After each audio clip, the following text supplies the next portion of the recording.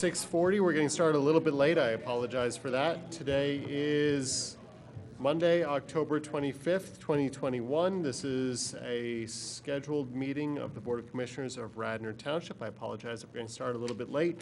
I'm also going to make an announcement. We have an item on our agenda, item, I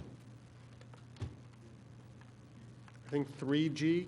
Motion to terminate Fern Valley Farm license agreement originally authorized by resolution number 2015-51, Fern Valley Farm license agreement, Rye Quarry, Wheeler Tracts, Ardrossan Development, requested by Commissioner Booker. We are, at Commissioner Booker's request, going to push that to our next meeting. We've received a memo from the township solicitor, which we're going to review before we get there. I'm going to encourage, I'm told that there are a couple of people who are here perhaps to talk about that. If you would like to do so, we have a public participation item at the very beginning of the meeting. I'm going to urge you to come up, give us your feelings at that public participation. Do not stick around until the end of the meeting in order to talk to the item that's going to get pushed. So don't waste your time, fundamentally. I don't want to waste it for you. I'm also going to announce in advance that I had eye surgery about 2 weeks ago. I have sunglasses here. I'm going to try and start the meeting without them. If I end up putting them on in the middle, I will probably give another alert to the reason why, but I'm not trying to be rude. It's just that you all, as last week, are brighter than the surface of the sun. Let's get started with the Pledge of Allegiance. I pledge allegiance to the flag of the United States of America and to the republic for which it stands, one nation, under God, indivisible, with liberty and justice for all. Okay, we just had an executive session for which I'm giving notice, dealing specifically with issues of property.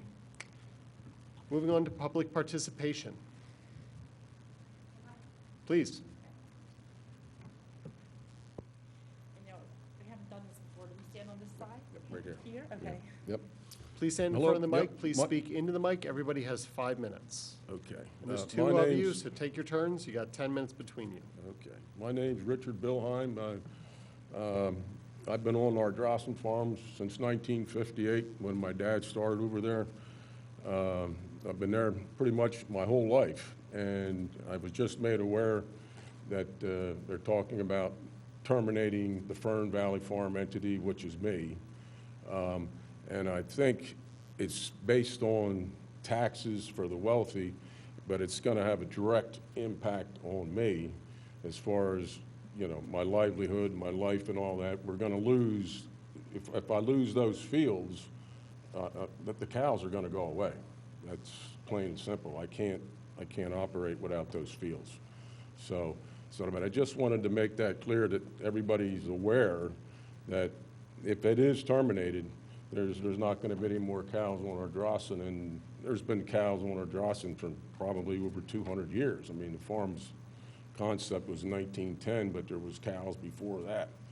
So it would be a sad day, I think, for all of us, not just me, to lose that farm entity, that part of it. So, and I'd just like to say, just on the taxes, you know, I don't know a whole lot about it, but my feeling is that if people can afford to buy a large tract of ground and donate it, I think they deserve some kind of a tax benefit.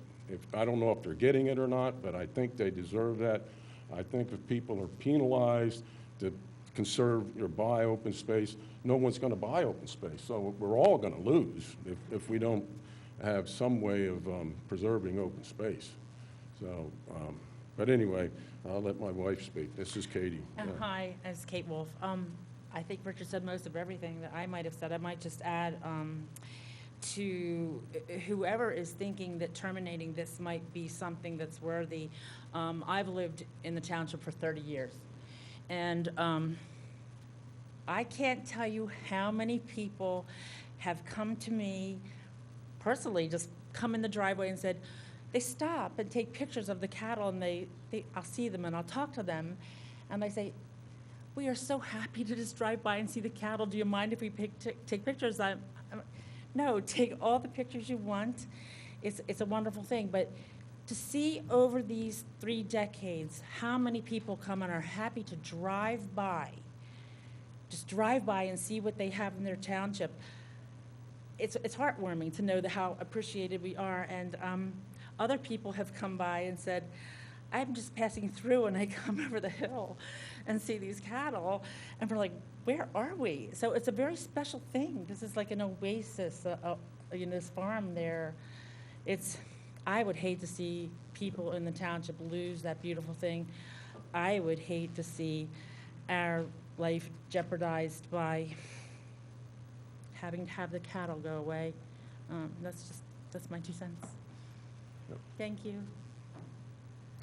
All righty, thanks.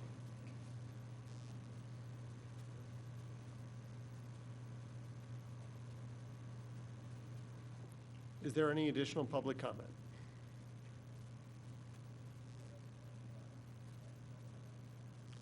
Seeing none, I'll move to item 3A, appointments to the Board of Commissions. Oh, apologies, thank you. So I've got a giant agenda in like 24-point font, and I'm still struggling to read it. Thank you to you, both of you. Moving on to consent agenda, are there any items that a commissioner would like to pull? Hearing none, I will move for the consent agenda, items 2A through C. Is there a second? All in favor say aye. Aye. All opposed, nay. Motion passes. Moving now to items 3A, appointments to board and commissions. I will move for the appointment of Dr. Robert, he told me how to say his name, and I apologize to him in advance. I'm going to say this wrong on TV. Dr. Robert DeCidu, to an unexpired term of the Board of Health until December 31st of 2021. Is there a second? I'll second. Is there any staff comment? Is there any public comment?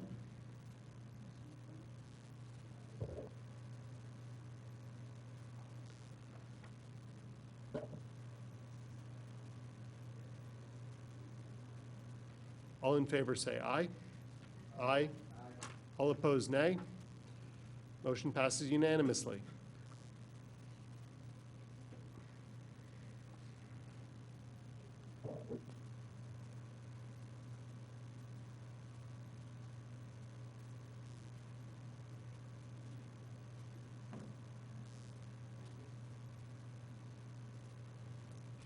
Dr. Julie Collar to the Board of Health to an unexpired term ending December 31st of 2022. I will so move. Is there a second? Is there any commissioner comment? Is there any staff comment? Is there any public comment? All in favor say aye. Aye. Ray Adams to the Environmental Advisory Committee for an unexpired term ending December 31st, 2021. Is there any, I will so move. Is there a second? Is there any commissioner comment? Any staff comment? Any public comment? All in favor say aye. Aye. Lisa Hall. Okay, 1, 2, 3, 4. Motion passes. Lisa Hallowell to the Environmental Advisory Committee to an unexpired term expiring December 31st of 21. I will so move. Is there a second? Second. Is there any commissioner comment? Is there any staff comment? Is there any public comment? All in favor say aye. Aye. All opposed, nay. Mike Lahoda to the Planning Commission for a 4-year term ending December 31st, 2025. I will so move. Is there a second? Is there any commissioner comment? Is there any staff comment? Is there any public comment? All in favor say aye. Aye. All opposed, nay. Motion passes. Moving to item 3B, ordinance 2021-10, introduction, providing for the amendment of Article 28 of the zoning ordinance of the Township of Radnor, providing for definitions, establishing certain general and specific standards relating to the locations, placement, construction, and maintenance of tower-based wireless communications facilities, non-tower wireless communication facilities, and small wireless communications facilities, providing further for the regulation of such facilities within the public rights-of-way, and outside the public rights-of-way, providing for the enforcement of said regulations and providing for an effective date, continued from the 9/20/2021 Board of Commissioners meeting. I will so move. Is there a second? Second. Great. Well, I'd like to thank the board for having me back. As you probably recall, my name is Mike Roberts. I'm an attorney with the Cohen Law Group based in Pittsburgh, Pennsylvania. We've been assisting the township with the preparation of this ordinance for a few months now. I attended the September 20th meeting. There were a few comments from the board that required a couple additional tweaks that have been made to the ordinance draft itself, which are reflected in the red line that you should have before you now. Also, at the request of the board, I've prepared a memorandum summarizing the major changes in this ordinance as opposed to the existing code provisions, as well as a bit of background on the applicable law that relates to this arena, specifically the September 2018 third report and order from the FCC and Pennsylvania's June 30th Act 50 of this year. Those two changes in law at the federal and state level, respectively, were really the catalyst for this ordinance project. Specifically, Act 50 required a number of changes be made to the township code, and those are the changes that are really made in this ordinance. I will keep my presentation far shorter than it was last time. I just want to point out the few areas that have been changed since that last draft, specifically with regard to, I think, comments by Commissioner Borowski. There were three main issues at hand last time around. The first was amending the ordinance to retroactively apply signage requirements to wireless facilities. That change has been made to section 280-164F on page 6 of the draft ordinance that you have before you, that will apply those requirements retroactively to all providers, as well as requiring the signage to reflect any of the wireless carriers that are operating the facilities on any given pole versus just the owner of the facilities. Those can be different. There was also a comment regarding a notice requirement, that notice of a potential or proposed facility be provided to residents when an application is submitted. In the previous draft, that notice requirement was applied only to the tower-based wireless facilities outside the public rights-of-way. In the draft you have before you now, if you look at section 280-164H, that notice requirement has been expanded to apply to all potential wireless facilities that would be applied for within the township. The notice radius has been expanded to a 500-foot radius. Any property owners within 500 feet of a proposed facility would have to receive notice of the application being submitted from the applicant. That notice would have to be provided by the applicant themselves, not by the township, and proof of that notice being provided would be provided to the township as part of the application. I also removed language from 280-166A3A. That is the original notice requirement for tower-based facilities. Simply for consistency's sake, I didn't want to have a disparate notice requirement for one type of facility when we have that overarching notice requirement for all wireless facilities in the township. And then finally, one additional area that I want to point out, because it was a comment raised by Commissioner Borowski relating to somewhat of a topography issue, but really the idea of residents not wanting to see these facilities outside of their windows to the extent possible. No changes were made in light of that comment because I think the language that's in the design manual specifically already addresses that issue. Specifically, section 31H and 32H imposes a requirement that any antennas, as well as any accessory equipment, which would be any equipment other than the antenna, not materially impair views from windows. So that's a broad enough, I think, requirement that would be allowed to be imposed on a proposed facility where a proposed facility could potentially affect the viewpoint from a resident's window. That would be a grounds for either denial or moving of a proposed facility. So those are the changes that have been made to the ordinance since last time around. Happy to answer any questions that you all would have for me at this time. How is a developer of these facilities going to get a list of residents within 500 feet? So that would be really up to the applicant. I would assume property records would allow them to access that information. They could reach out to the township to do so. The requirement is in place in the code.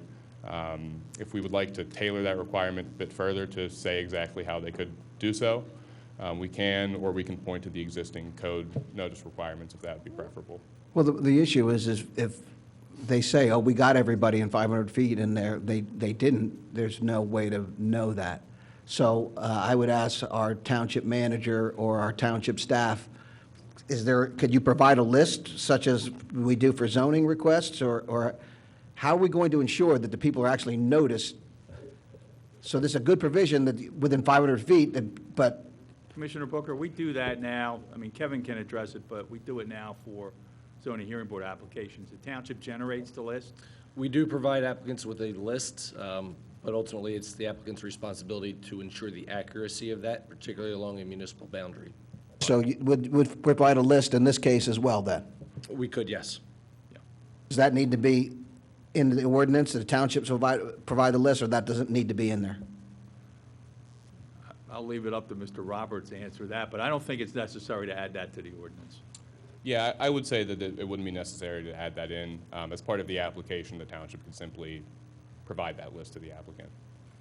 We're going to have some kind of an application with criteria and community development, so that'll be part of the application. Generation of the list, it gets handed to the applicant, and then they're responsible to make sure that notice is given. And the other item is, I'm concerned about a usurpation of the regulatory ability of the local authorities. In your memo, you write that the Pennsylvania Act 50 allows local governments to continue to regulate deployment of the facilities so long as it comports with the requirements of Act 50. And then it also that local governments can develop objective guidelines minimizing aesthetic impact. How much of the regulatory authority is retained under this ordinance, and is there, it sounds like we do have an aesthetic impact provision because of the looking out your window you talked about? Yeah. Are there any other, and so the second part, are there any other aesthetic impact guidelines that we're implementing under this provision? Yes, absolutely. So as part of your pack, and I'm not sure if you have that before all of you now, but there's a design manual that deals specifically and in its entirety with design requirements. That is directly from Act 50, which states that you can apply and impose objective design guidelines. Federal law requires those guidelines to be published in advance. That's the language that they use. So by doing so via the design manual that you have before you, we're addressing really every element of a small wireless facility, deployment, specifically those in the public rights-of-way. There are requirements for the antenna design and location, for accessory equipment design and location, new and replacement poles, as well as any decorative poles that would have to be deployed. So all of those items are addressed via that design manual. And otherwise, though, the township does not have any ability to withhold permits or otherwise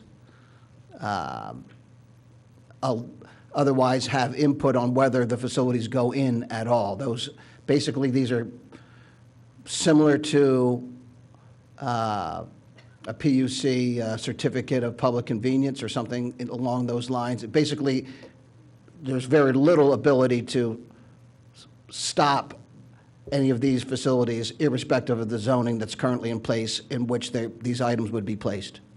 Correct, yes. So within certain bounds, we have regulatory authority. What Act 50 specifically did was remove the ability of local governments to prohibit them in a zone in its entirety. So saying, the R1 zone, for example, and I'm making that name up. So if you don't have an R1 zone, I apologize. But No, we do. Okay, perfect. So saying the R1 zone, for example, small wireless facilities would be prohibited in the rights-of-way in their entirety. That would be a violation of Act 50. So that zone-by-zone prohibition authority has been removed. It has to be exercised now in kind of a aesthetic facing approach. So does that get it done then? So from my perspective, the locality should have the right to prohibit these in specific zoning areas. I guess there might be some constitutional requirement for rational, it might be some reason. But is it, basically, are you saying that it's not important because we have the ability to regulate on an aesthetic impact basis? So I wouldn't say that it's not important, and I certainly am not here to defend Act 50. It simply is the applicable state law that we have to deal with here. So we are regulating the small wireless facilities in the rights of way to which that act applies to the maximum authority that we have under state law. That zone-by-zone designation is frustrating. I understand that. It simply is what the act says. Does anyone else want to go? Is there a go?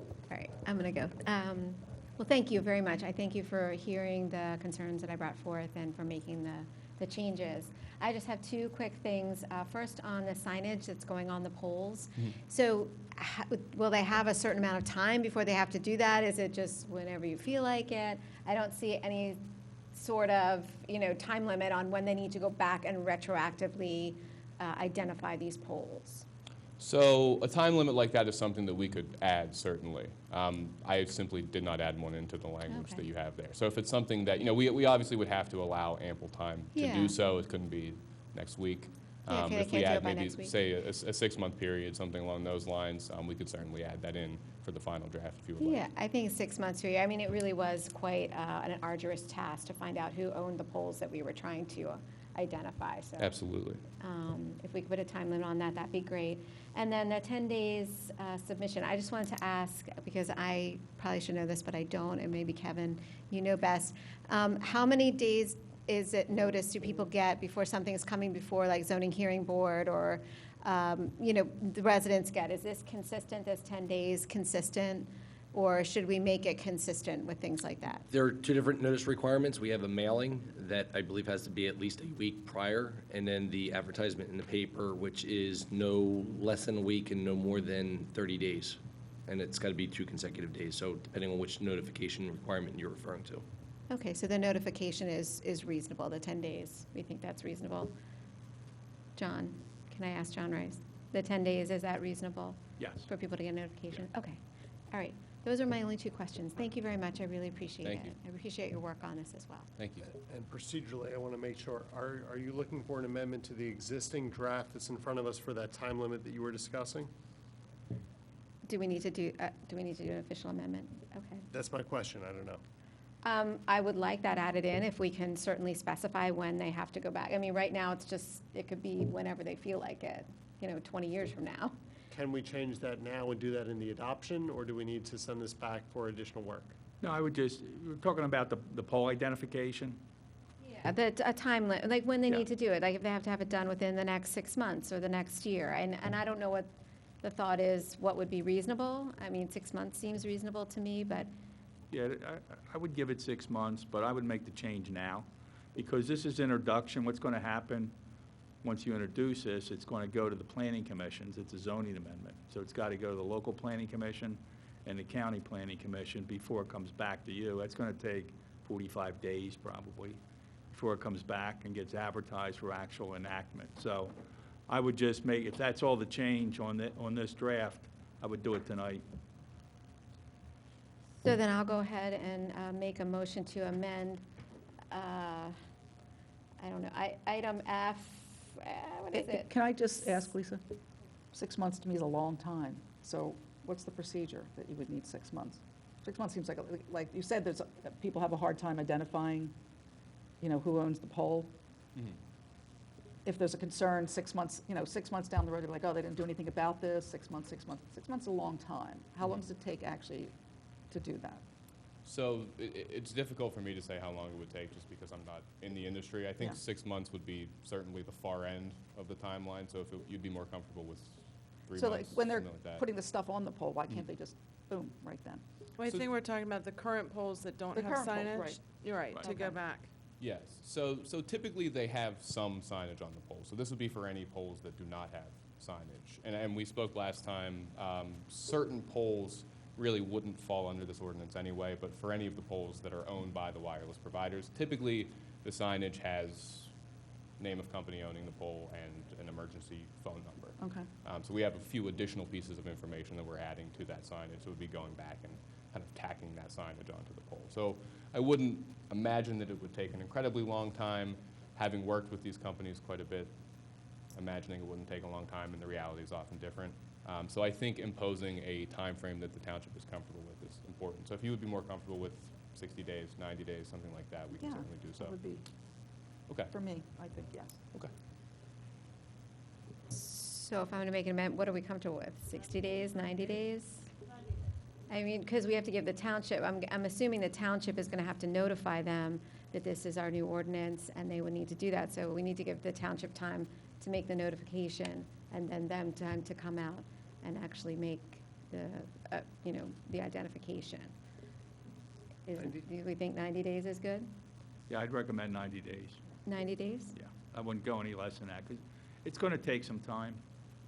I mean, it's got to go through the planning process, and we need a list of the vendors, the wireless companies, addresses, and that may be a challenge once this is adopted, but 90 days should be plenty of time for them to do that. I don't want to put a standard up there that's too short, and then they haven't done it. Now what Right. are we going to do? Cite them for an ordinance violation? I don't think so. Yeah, and I also want to make sure the staff has time to Yeah, 90 figure out days. who needs to be notified and that they need to do this. So Yeah. not, we think 90 days is 90 good. days is good, I think. Okay. All right, so I'm going to call this Peggy's Law, because Peggy is the one who did all the research on the polls that we had to identify and reach out to the providers, and she did a great job, and Peggy, I appreciate all the work you did on that, and so do the residents. So I will go ahead and make a motion to amend, I think it's CF, or section 28164, CF, and add that this would need to be completed within 90 days. The identification would need to be completed within 90 days. I will second Peggy's Law. All in favor of the amendment, say aye. Aye. All opposed, nay. Proposed amendment passes. We are now looking at the amended item 3B. What's the exact language there? You would amend section F. Is there a new sentence to be added to the end? What do you want written? We just say that this work must be completed within 90 days So a of new notification by the township. So no advertising signs may be permitted on any WCF. New sentence, which shall read, all work to be completed within 90 days. Can you simplify by saying all existing and new WCF shall post a sign within 90 days in a readily visible location? I think that probably sounds better. That'll be a change to the first sentence, or the second, after signs, period. But should we add something that maybe, is it 90 days after notified by the township? Well, I think Or- you struggle there because a new pole it's collapsing existing and new. So I would say, I mean, I think that we need to work with them, but we can work with them within the 90-day period. So comfortable with that? So you'll put something in. Yes. Um, Thank you. My question is, how are these are these folks going to know and get this? This will be a change from all the other places that they work. So my guess is people putting these up are going to miss this, and it will be up to either us or neighbors to point it out, and then they'll have to try to make amend. Are there any fines or anything for failure to adhere to these provisions? Not currently, but we can add them in if we would like to. There's got to be some way for them to know about it, and if they ignore it and are after the fact, there should be some penalty for it. Well, Rich, they have to file a permit, so when they file a permit, there should be a conversation with Kevin and his community development people. Well, that's what I'm saying. My guess is some people will not even bother to file a permit, and they'll start work. They file a permit now. In every case? I don't think that's true. Typically for a new wireless communication facility, yes, a new permit is. Could somebody start to erect one and without a permit? Probably, but I don't know the likelihood of that happening with, Well, this covers new and upgrade, changes, right? So suppose somebody's doing a repair or they're expanding, they might not pull a permit. we get questions all the time on permit requirements for repair to facilities, so that would be something that would be part of the permit review process. Do you want to do a section about notice for the existing poles that the owner, that we have to notify all companies of our new ordinance? Or is that? No, I think it should be on them to find this and find it out, that they generally will have somebody that would look for this kind of thing.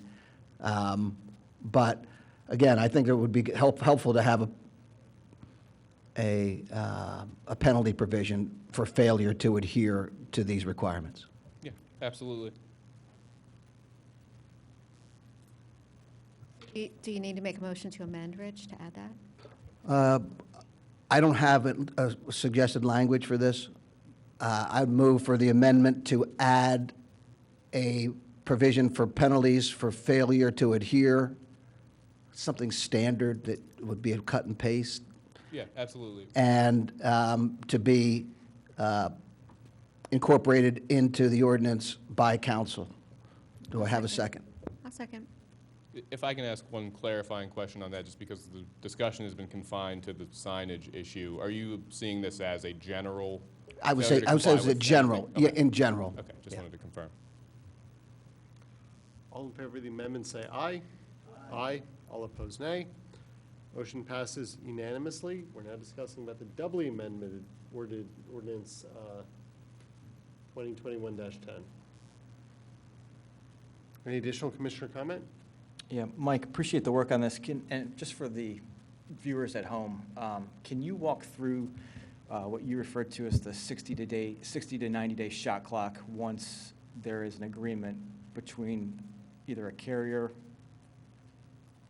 Does the 60-day shot clock start when they submit their permits, or when there's an agreement between the carrier and a company like Crown Castle?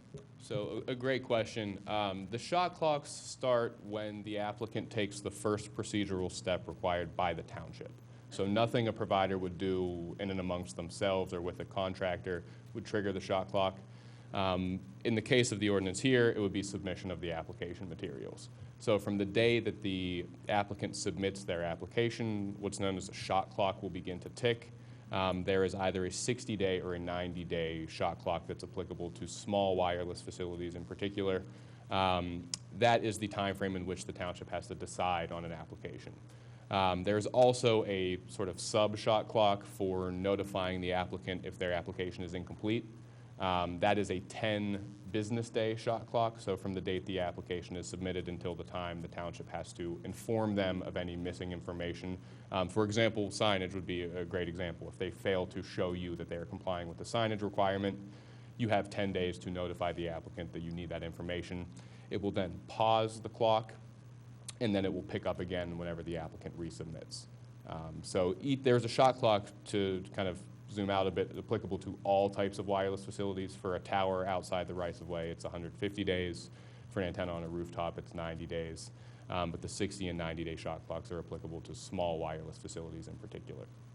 Okay, and is there anything that prohibits a homeowners association from meeting with a carrier or a company just to discuss the process, or to, pre-plan if they think a network is possible in the future?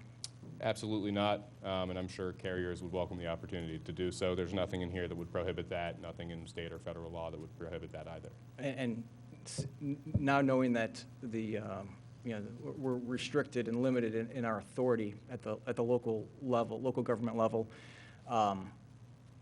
would it almost benefit these homeowners associations to have those discussions, just to make sure that they're getting the design and location placements that they prefer? I think it certainly could be helpful. Homeowners associations would have additional kind of negotiating leverage on that front, where the state law would not apply to private property the way it does to public rights of way. So it certainly could be helpful for private property owners to do so. Okay, and then just to clarify, this board in 2019 took a vote prohibiting a company in Crown Castle from working in a neighborhood. Is that legally binding? Or is that essentially spot zoning? Could you clarify what the vote exactly was? It was just Crown Castle cannot operate within one. Cannot work within a neighborhood. Was that in the public right-of-way? It was in the right-of-way. So I guess, was that the issue that came up at the time? Yep. So I am hesitant to give you a 100% confident answer because I would need to know the facts of the situation. My instinct would be to say that that would no longer be enforceable under state law, specifically in the rights-of-way. Outside the rights-of-way, again, that kind of mandatory citing authority doesn't really exist the way it does in the public rights-of-way. So it could be 50% enforceable. It really would require a bit more looking into it by me Okay. to give you a confident All right. answer on that. Appreciate it. Thanks, Mike. Absolutely.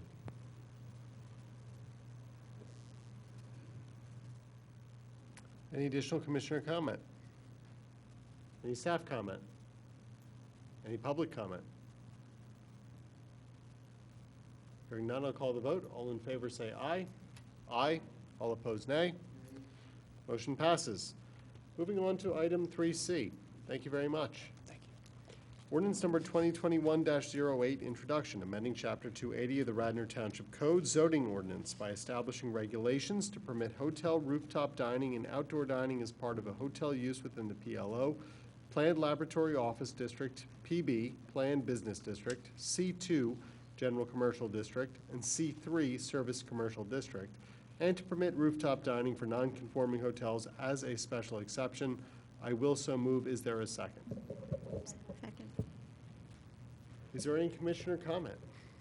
Or I guess I should say, maybe, is there anybody who can lead us into this? Commissioner, I'd be happy to take that. I see the applicants here who had initially filed the petition for toll are present in the room. But I'll do a lead-in, and then any further questions I can answer or Allison can answer. This ordinance was brought to us and brought to this board on the August 16th meeting and was accepted for review by the Planning Commission, Township and Delaware County. We received comments back from the county, their September 17th, 2021 memo, and the Township Planning Commission on October 4th. Both of their recommendations are in the packet.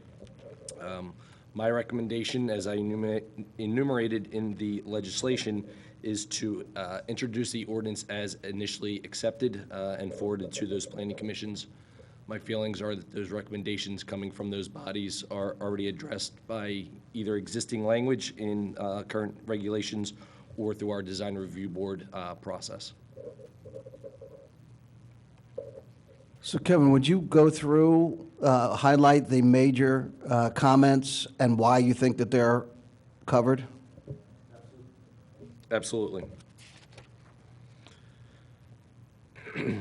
From the Delaware County September 16th memo on page 2 of their memo, and that starts in page 7 of your packet, they recommended ordinances address prohibit open flames such as fire pits. That is something that is already regulated under the building code or the fire code already adopted by the township. And they also address parking requirements should be considered in an event that the amount of rooftop dining drastically increases potential capacity, or if the hotel is already known to be an overburden from a parking standpoint. I'm not aware of any hotels that are overburdened by a parking standpoint, so I don't think that is an issue. Right now, we don't have any hotels that would be taking advantage of this other than the proposal. And in most cases, rooftop dining on a hotel is going to be ancillary and accessory for the hotel patrons. And outside of probably a short opening window, it's not going to be kind of a destination-driven amenity as much as it would be for the patrons and the users of the hotel. Well, the question is, from the county, what is parking requirements should be considered? It seems to me what they are alluding to is that we should have a provision when rooftop dining is permitted, an additional parking requirement shall apply as follows. 1 additional parking space for every 1,000 square feet of rooftop dining area. based on what you're saying, that is not something we have in the provisions right now, additional parking when you do have an application for rooftop dining. That is correct. As part of this amendment, there is no additional parking requirements.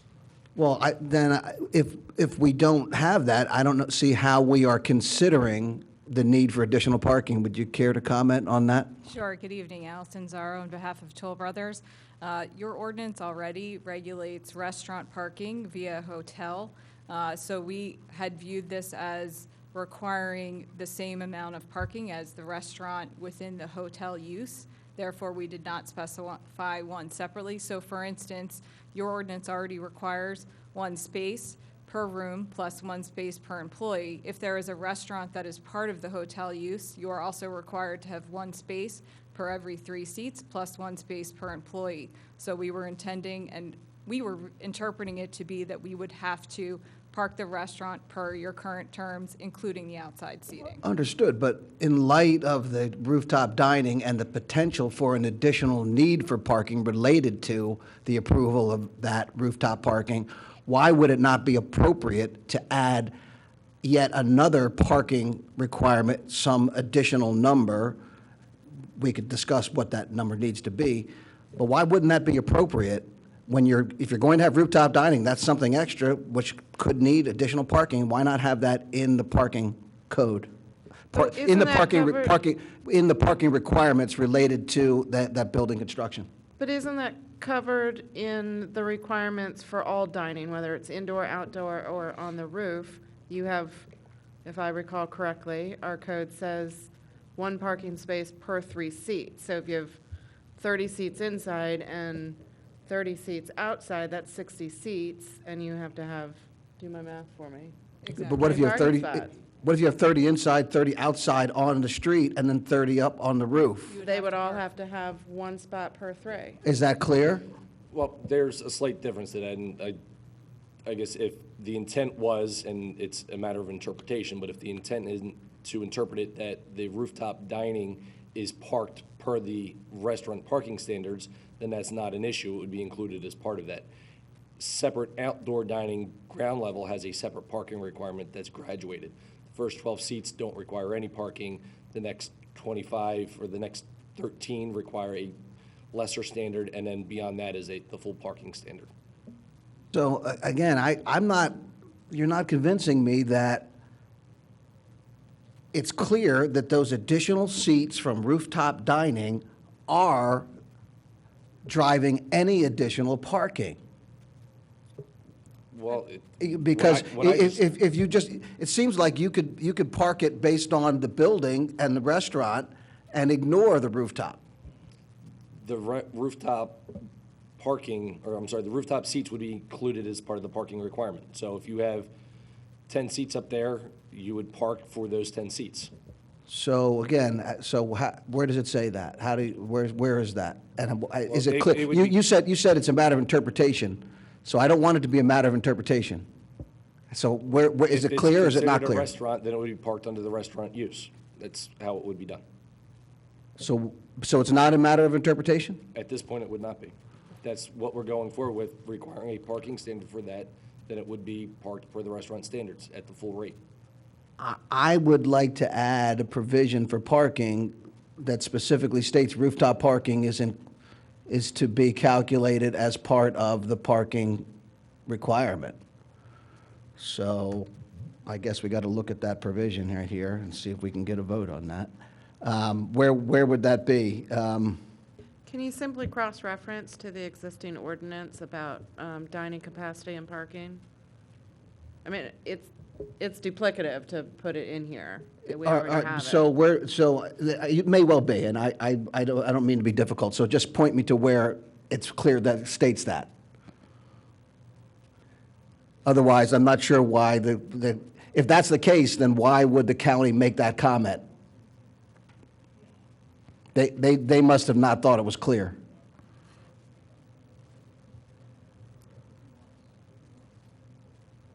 Isn't that all in section 2, which does cross-reference? Is that cross-referencing to Where our section existing 2? ordinance? To the provisions of section 280, 115, all that stuff there, is that the cross-reference? Would that be the cross-reference, Kevin? No, section 2 is referring to Accessory allowing use. hotel rooftop dining in the other districts in which hotels are permitted. That's what section 2 of the amendment is referring to. I think what you would wanting to be cross-referencing, if you want to cross-reference something, is the general parking requirements in the ordinance. Because that's the section that then specifically references hotel and has a restaurant parking requirement subsumed in a hotel use. Or we could pick it up in definitions. A restaurant Yeah. includes rooftop dining Sure. seats. Either one. I hate to have anything substantive in definitions, though. I'm not sure that is. I have a couple questions. So this would apply for what? Any restaurant or just hotels? This would apply to just restaurants within hotels. Okay. Kevin, is that correct? Yes. Okay. So we're expanding, just so this board here, so we're expanding outdoor dining for restaurants, but not for Garrett Hill. I mean, that is just terrible. You are making Garrett Hill less competitive. And there's a lot of hypocrisy. This is a joke. And yeah, you can look at me. And the people on this board that voted not to allow outdoor dining for Garrett Hill, but to allow for this and everything else and a tent, you're hurting the business district. And it's shameful. Wouldn't this cover, you could have rooftop dining in Garrett Hill under this as a special exception, or no? This amendment that we're discussing now is part of ordinance, the right ordinance reference. 2021-08 is just the hotel rooftop dining. This is not rooftop dining throughout the township. That's a separate agenda item that's later on tonight. This proposal was brought to us from Toll back in August, or actually probably even a few months prior. So back in August, we talked about, this is for the PLO, but we're going to add it, on your recommendation, actually, to all all districts that provide for hotels in the Correct. township. Correct. So, Which is the C2, the C3, the PB districts. right. And that would be allowed in those by special exception? By right, and then any non-conforming hotel, and the only one I'm aware of is the Villanova Conference Center, and that would be by special exception. By special exception. So what about Garrett Hill, then? There's no There's hotels? no hotels, motels, or inns in Garrett Hill that I'm aware of. So that's the reason, because it needs the rooftop goes with a hotel. It's not just for any bar. So, I mean, that might be something to consider. We have This stunts the business district because now there's more options for us other businesses and restaurants get to expand, and that does not happen in Garrett Hill. So it may be further in Section H, and that's fine, that's terrific. But when I read this, just as this piece of legislation, because we don't know, one could pass and one may not, this is a slap in the face to the residents of Garrett Hill. And I'm not saying it's to you, but there are people at home that know exactly what I am talking about right now. Well, I think that the point that Commissioner Fari makes is we do allow rooftop dining in certain other instances. I'm thinking of in Wayne, we have, the pub has that. There's no hotel. This is a hotel provision, but wouldn't it be applicable to have the same availability that we have in the Wayne, for example, for the pub, American Pub, at one of the restaurants at Garrett Hill? That's coming under item H of the agenda. But again, there's no guarantee that both pieces of legislation are going to pass. So this may pass, and I'm not saying that it should or it shouldn't, and the other one may not. We're looking at outdoor dining going to 12 o'clock at night.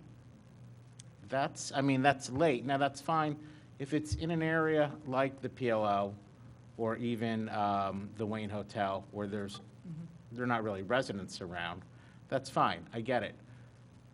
my concern is with the business district, and it's not to you, it's to the people at home and the people on this board, the business district in Garrett Hill, which will be less competitive because of this and because of the vote last Monday night.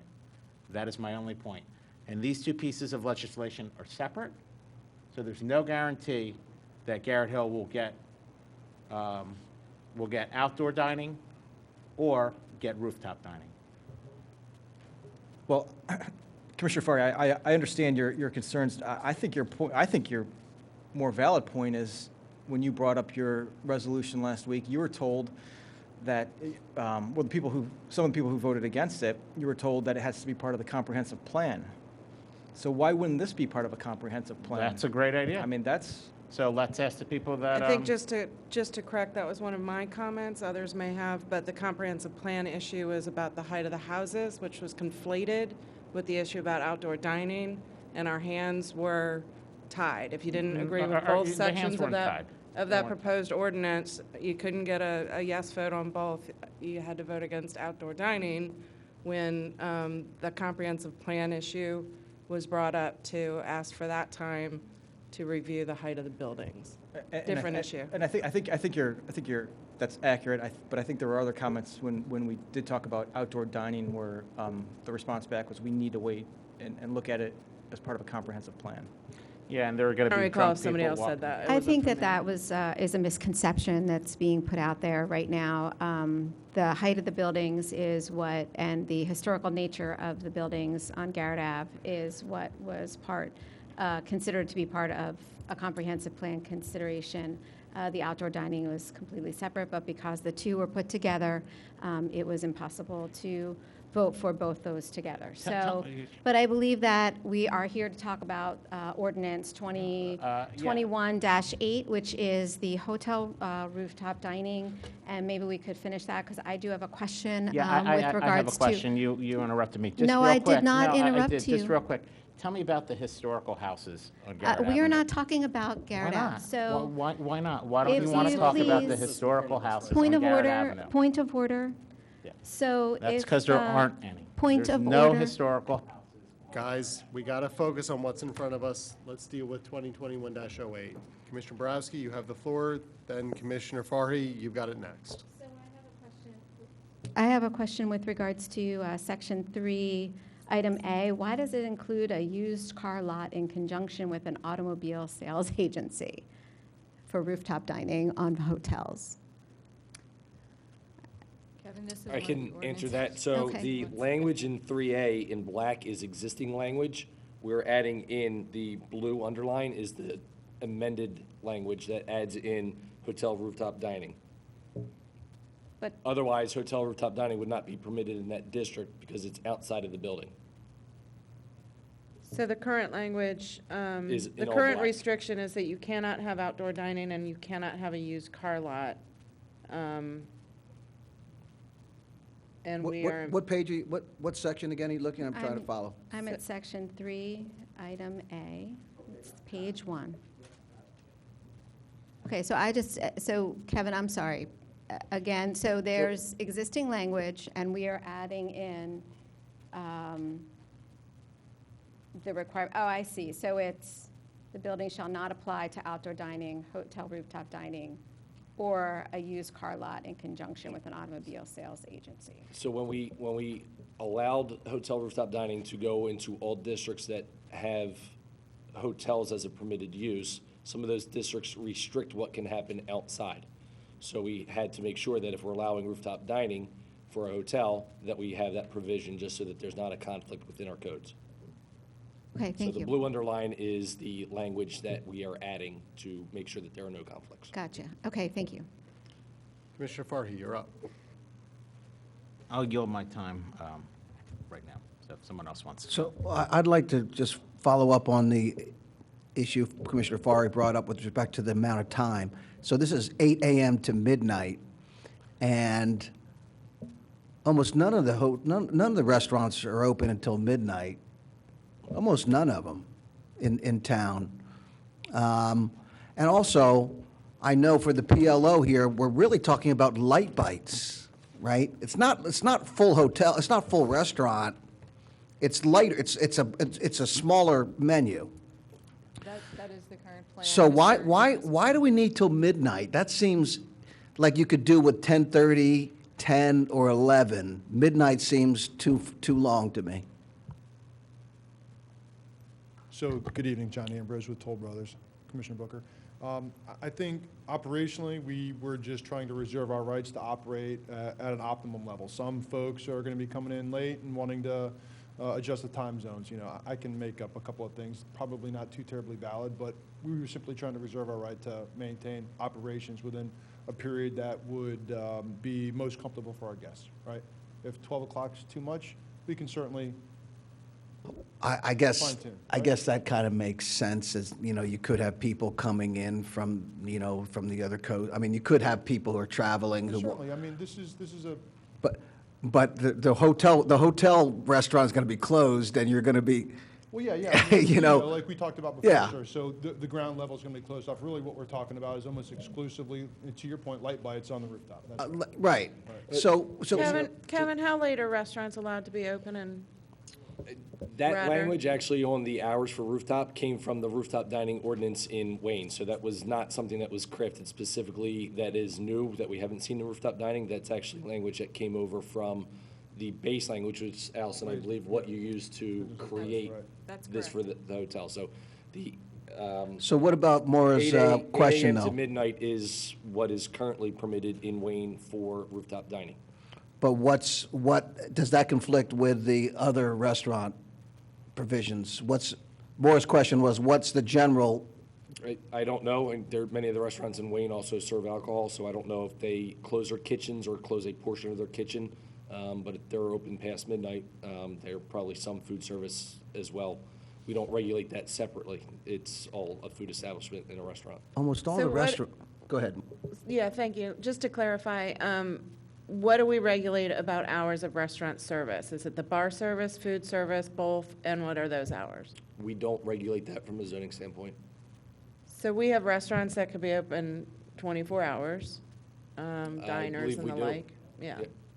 But is there a restriction on alcohol service? Again, nothing that could be a PLCB issue. I don't know that, that's nothing that the township regulates that I'm aware of. Okay, but this language till midnight is what has been applied to a non-hotel rooftop dining establishment that we're aware of now, which is the pub in Wayne. Yes, I'm looking at the online code and the provision, a portion of the provision there, hours of operation shall be from 8 a.m. to midnight. Seating a patron shall end with sufficient time to provide service and close of the rooftop dining area by midnight. And I would just also point out that all dining has to comply with standards around noise ordinances and other things that would, I think that's what people get worried about. If you're open till midnight and you're blasting music and it's high up, it's going to spread farther across the township. Theoretically, I'm not scientific about sound and distance, but, so I would think that if there was a noise problem, that would be handled under the noise ordinance and an agreement with the restaurant to shut down earlier or something in order to be good neighbors. Well, my point wasn't so much that, it's just that almost, you can't go and order at, most restaurants, if you go in after 9:30, if you go at 10 o'clock, you can't, it's like, we don't have anything. You have to order before 10, But right? that's their business decision, that it doesn't make sense for them to stay open that late for, And I think that minimal that'll be the diners. same here, or if that's not the case, then it's because it's a different place. So, and have you been to I haven't been to the American Pub in Wayne. I have been on the roof, but also in the other one in Conshohocken. And nobody is eating, everybody's drinking there until, that's what happens. And you're going to have light bites. It's yeah, not a kitchens restaurant, close it's a down drinking at- place. yeah. So it's a bar that's going to be open. Yeah. So, to my mind, that's concerning, is that we have people getting bombed up on the roof, until all hours in the morning. So, I'm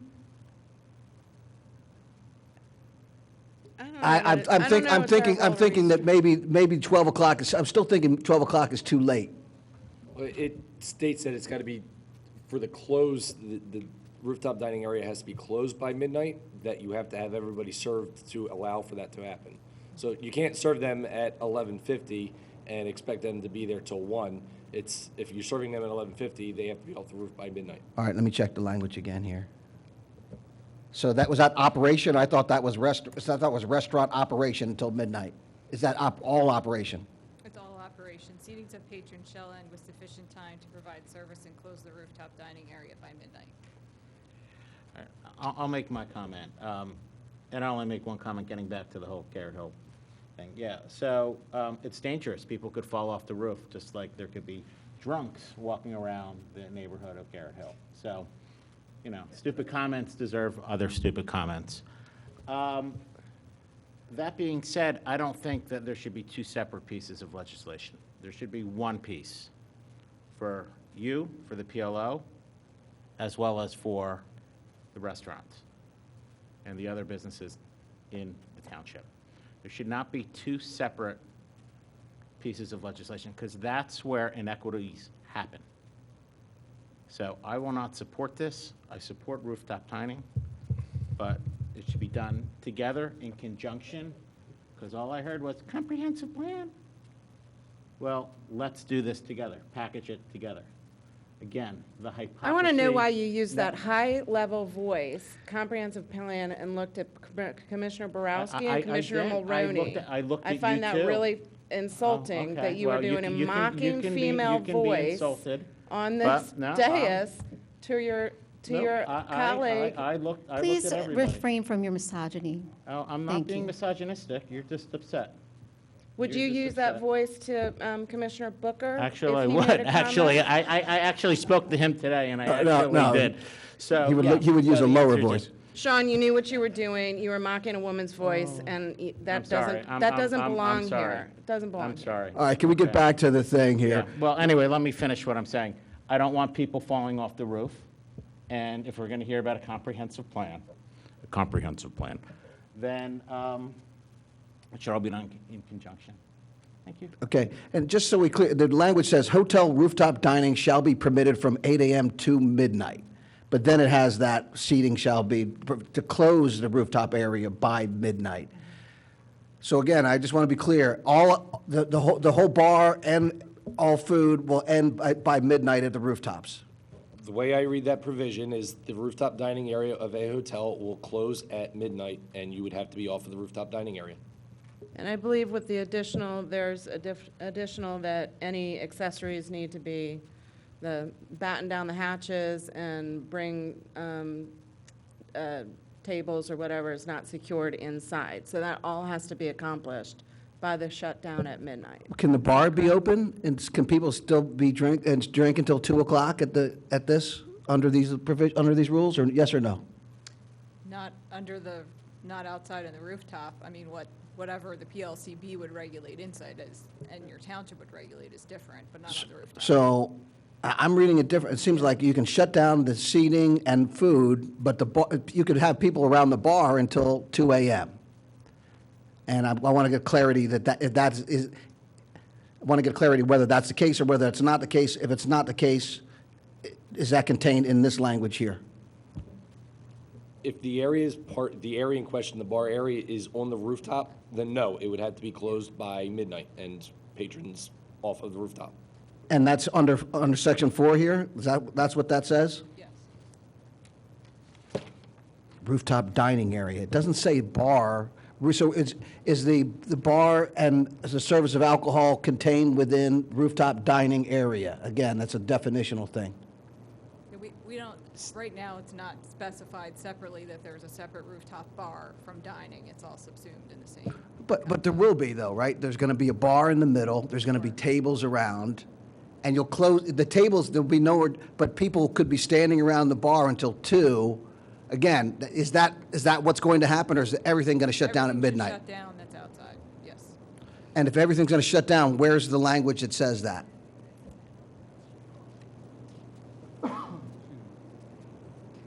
I mean, to me, it's all the same operation. It's not as though the bar. Yeah, is to me, split as a it's separate- not. I don't think it's clear enough that it's different. rooftop dining doesn't seem to me to include a rooftop bar area. If I was running a bar, I'd say, no, that doesn't cover it. That's what I would do. So is it last call at 12, or is it you're off the roof at 12? You're off the roof. So then put that in there, add an amendment. Right. I think that's the intention, right? The last Yeah. call, 11:45, so we've got 15 minutes to shut it down and bring it out. Yeah, I think that's the intention too, so I would like to see that added to it. But this is my problem, is that if you're doing it in one at the hotels, all the restaurants should have that same language. That's why this should not be, so I'll be honest, I don't care if Garrett Hill gets what's it called? Rooftop dining or not, but I think 12 o'clock is going to be too late for Garrett Hill. That's why this should be done in conjunction or via a comprehensive plan, so everything is, all businesses are treated equal. Again, that's all I'm saying. Thank you. Thank you.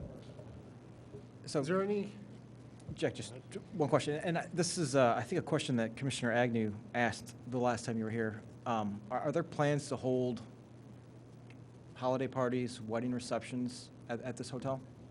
It does not have a banquet facility.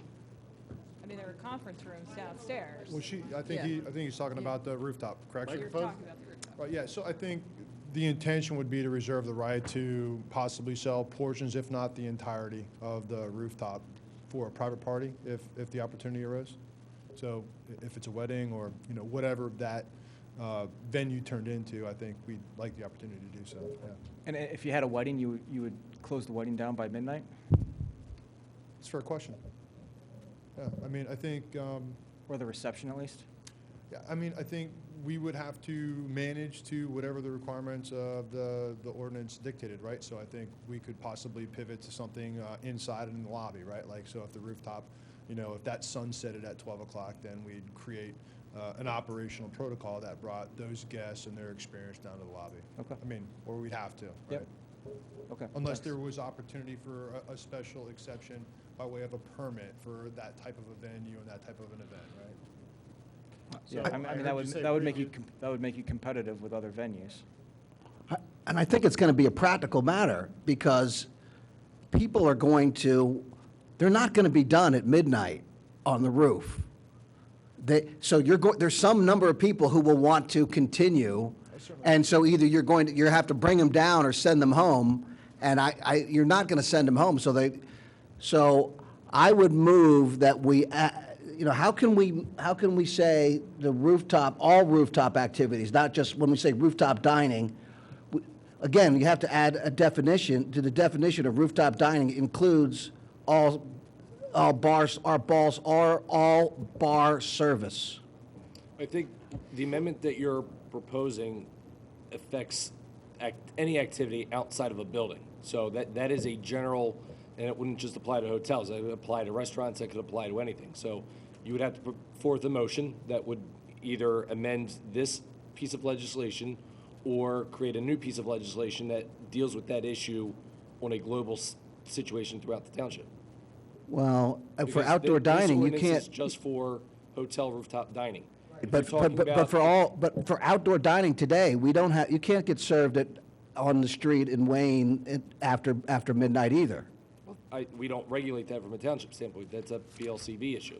Okay, we don't regulate it. So I would say, let's add a provision. So my motion is rooftop dining, hotel rooftop dining, here's my addition. I move we add to section 4, after the word dining, open paren, including all bar service, close paren, shall be permitted from 8 a.m. to midnight. So that's my addition. Do I have a second? all in favor say aye. Aye. All opposed, nay.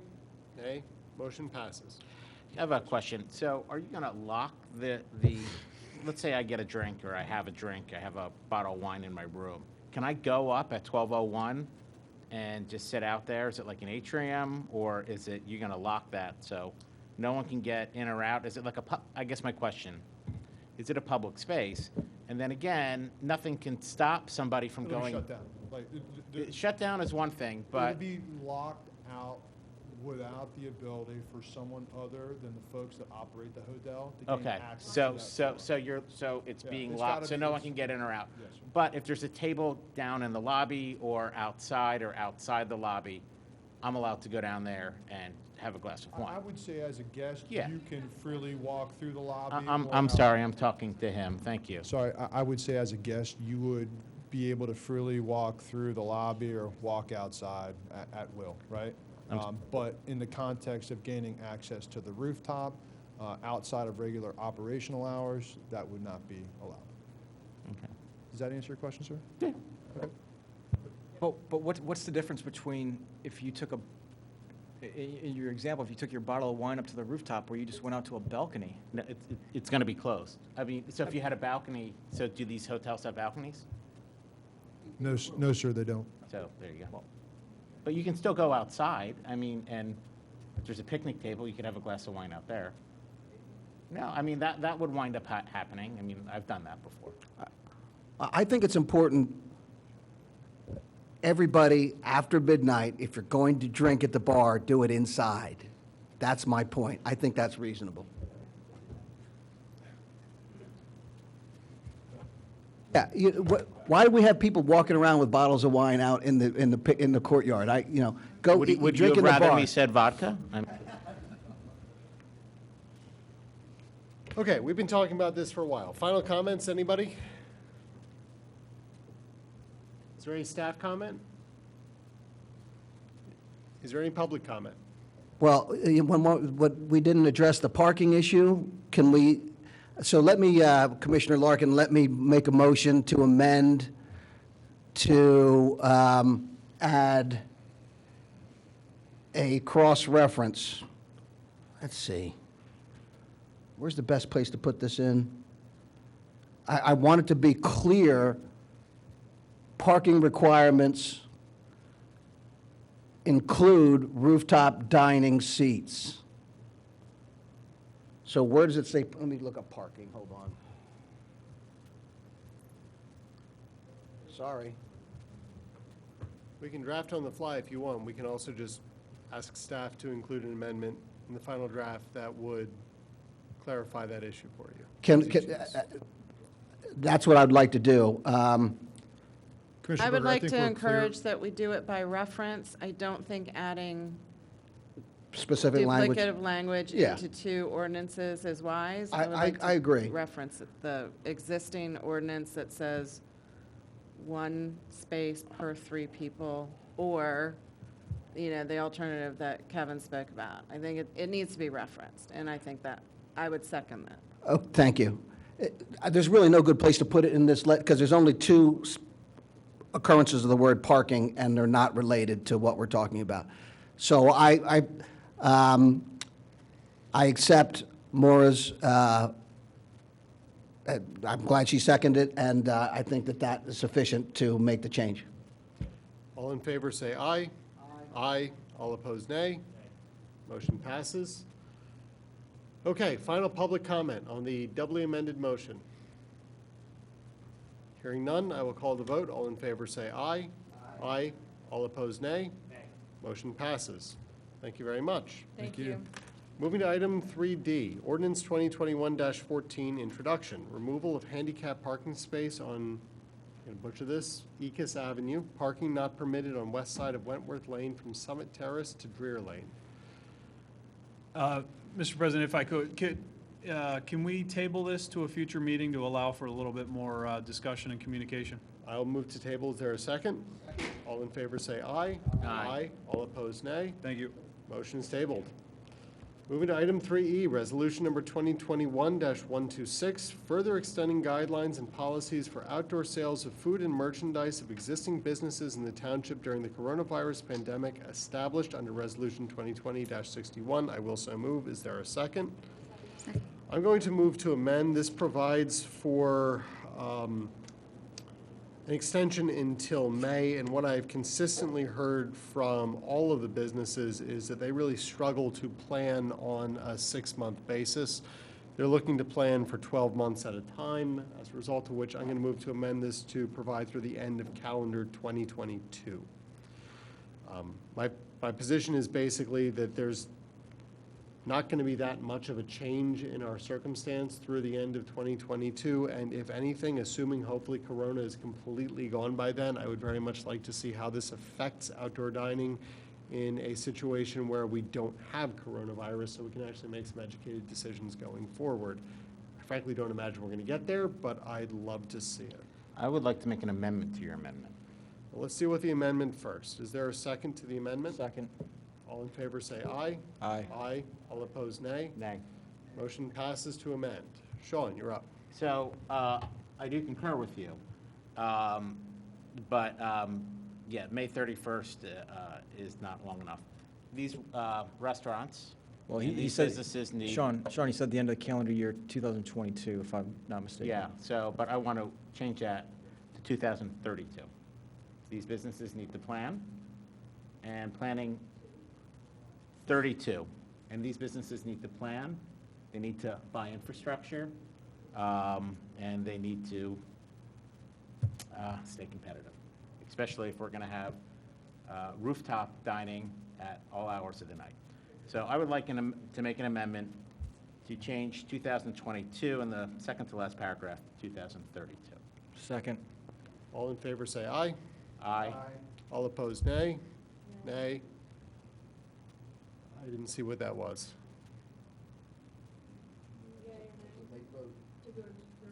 Yes. So, fine, then I'll make an It didn't pass? Amendment fails. Do you have a second amendment? I'll go to 2030. That's 8 years. These businesses need it to extend it for, you're doing this for Wayne, you're not doing anything for Garrett Hill. Second. 8 years. I mean, let's let these businesses stay competitive. Heard a motion. I'm gonna say 2030. Second. Okay, all in favor say aye. Aye. All opposed, nay. Nay. I think the motion just failed. I'm not sure why you Fine, think then this I will is do, only for fine, Wayne. then This I'll is do one throughout more the town. motion for 2000, fine, 5 years, 2027. Second. All in favor say aye. Aye. All opposed, nay. Nay. That passed. Passed. Did we pass? That passed. Okay. The only thing is, are you going to have to continue, it says emergency for COVID, doesn't it, or does it not say that? Are we going to keep the you have to This is make, emergency for COVID, which is why I'm voting nay. It's not, it's very specific to the emergency management, and it's very specific to the issue of COVID-19. well, It- then it we just have doesn't to fit repeal here. it. It just doesn't fit here. But we can just repeal it then. When this goes away, you have to change that and replace it with a permanent, Yes, provision we'll- for yeah, outdoor dining. That's the intention. At least it lets them do some stuff, and then they can work on either deck or grading or whatever. So, fine, I'll live with that. So my recollection is that the original ordinance permits them to use parking spaces. Is that correct? Yes. And it repeals the parking space requirements for the buildings? At least to the extent that we allow them to invade parking spaces, they don't invade their parking ordinance requirements? Yes. No, I think we suspended that, correct? So that they could use parking spaces. Correct. They're allowed to use parking spaces for outdoor dining and outdoor sales. So therefore, not being in compliance with our parking where it's the one spot per 3 people, if they're using some parking spaces that they had originally been in compliance. Correct. So we're removing, by this amendment, for 5 years, we are removing the requirement that businesses have sufficient parking for their outdoor dining. For outdoor dining and outdoor sales. I'm glad I voted no. Okay. Commissioner comment? On the remaining portion of this, The amended portion of it. It's now amended amended it for to 5? remove parking requirements for businesses for outdoor dining for 5 years. That's what this amendment effectively does, Under the emergency. under the emergency, No, which, the emergency is terminated. It just continues for the next 5 years. it just, yeah, it continues. We basically So we just just nullified removed our parking requirements for small requirements. businesses to allow them more outdoor dining. Commissioners, not only outdoor dining, I want to make that clear, that resolution was for outdoor dining and outdoor retail sales. 5 years, we've just removed any parking requirements for restaurants or for stores. And that Restaurants and is businesses, correct, the entire township. correct. So please make note that we just removed any parking requirements for stores or restaurants for 5 years in the township. That was the amendment that has passed. We've not voted on the bill. I'm going to ask you all to think very cautiously about what this amendment has just done to this bill. Well, my understanding was that the provision before the board was to extend the ability to have outdoor dining in the Garrett Hill area, not just until the end of 2022, but till 2027. No, this is This is all not about outdoor Garrett Hill. sales. This is across the township, and other places took advantage of outdoor dining with tents. And I'm thinking Manella's has some, took away their parking. That requirement no longer applies, so they don't have to have enough parking, but they get outdoor dining if this passes as amended.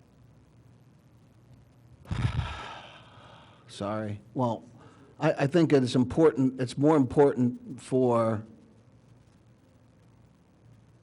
the Garrett Hill area. However, the outdoor dining, why do we need to obviate parking requirements for outdoor dining? Just because of just where they put all the outdoor dining locations? It's what we did under the emergency because these businesses were suffering. So we waived that requirement for this temporary time period when we were living with COVID and allowed them to disregard the parking so that they could have outdoor dining. We all agreed that that was helping the businesses in a very extreme pandemic state. You are now asking us to vote on an amended bill that would extend that for 5 years. You don't have to worry about your parking requirement, and you get your outdoor dining. Well, I guess what that means is that we need to rewrite the outdoor parking and do a repealer so that we provide for outdoor dining, including the areas in Garrett Hill, but that we revert back to the pre-emergency parking and other requirements. But, I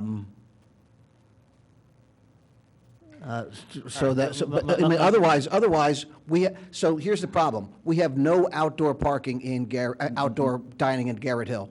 So unless we do something like this, there's no way to pick up those people. Let me explain. So this doesn't increase occupancy. So that's not going to change. So it's not going to make any difference in Garrett Hill, period.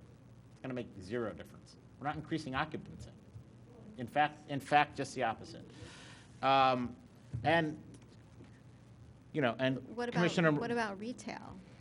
There's really no retail in Garrett Hill, so very little.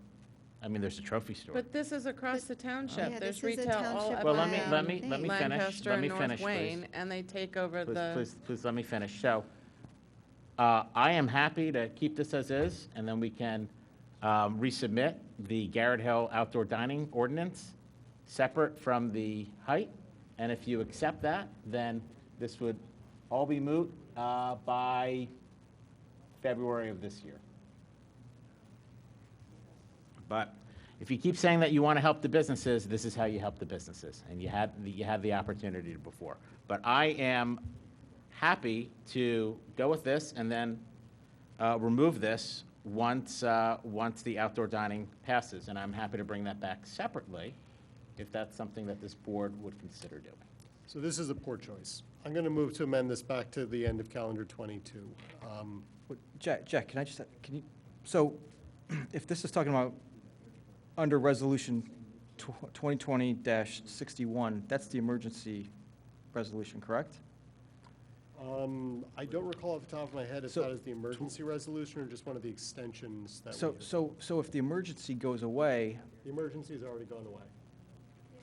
We extended We it already- once. So we originally did it on March 22nd, 2021. Yep. Then we extended it with Resolution 2020-61 through November 30th, 21. So it only lasts until the end of this month. What we are trying to do is further extend what we had already done one more time for another year, which was included the relaxation of the parking for restaurants and for businesses.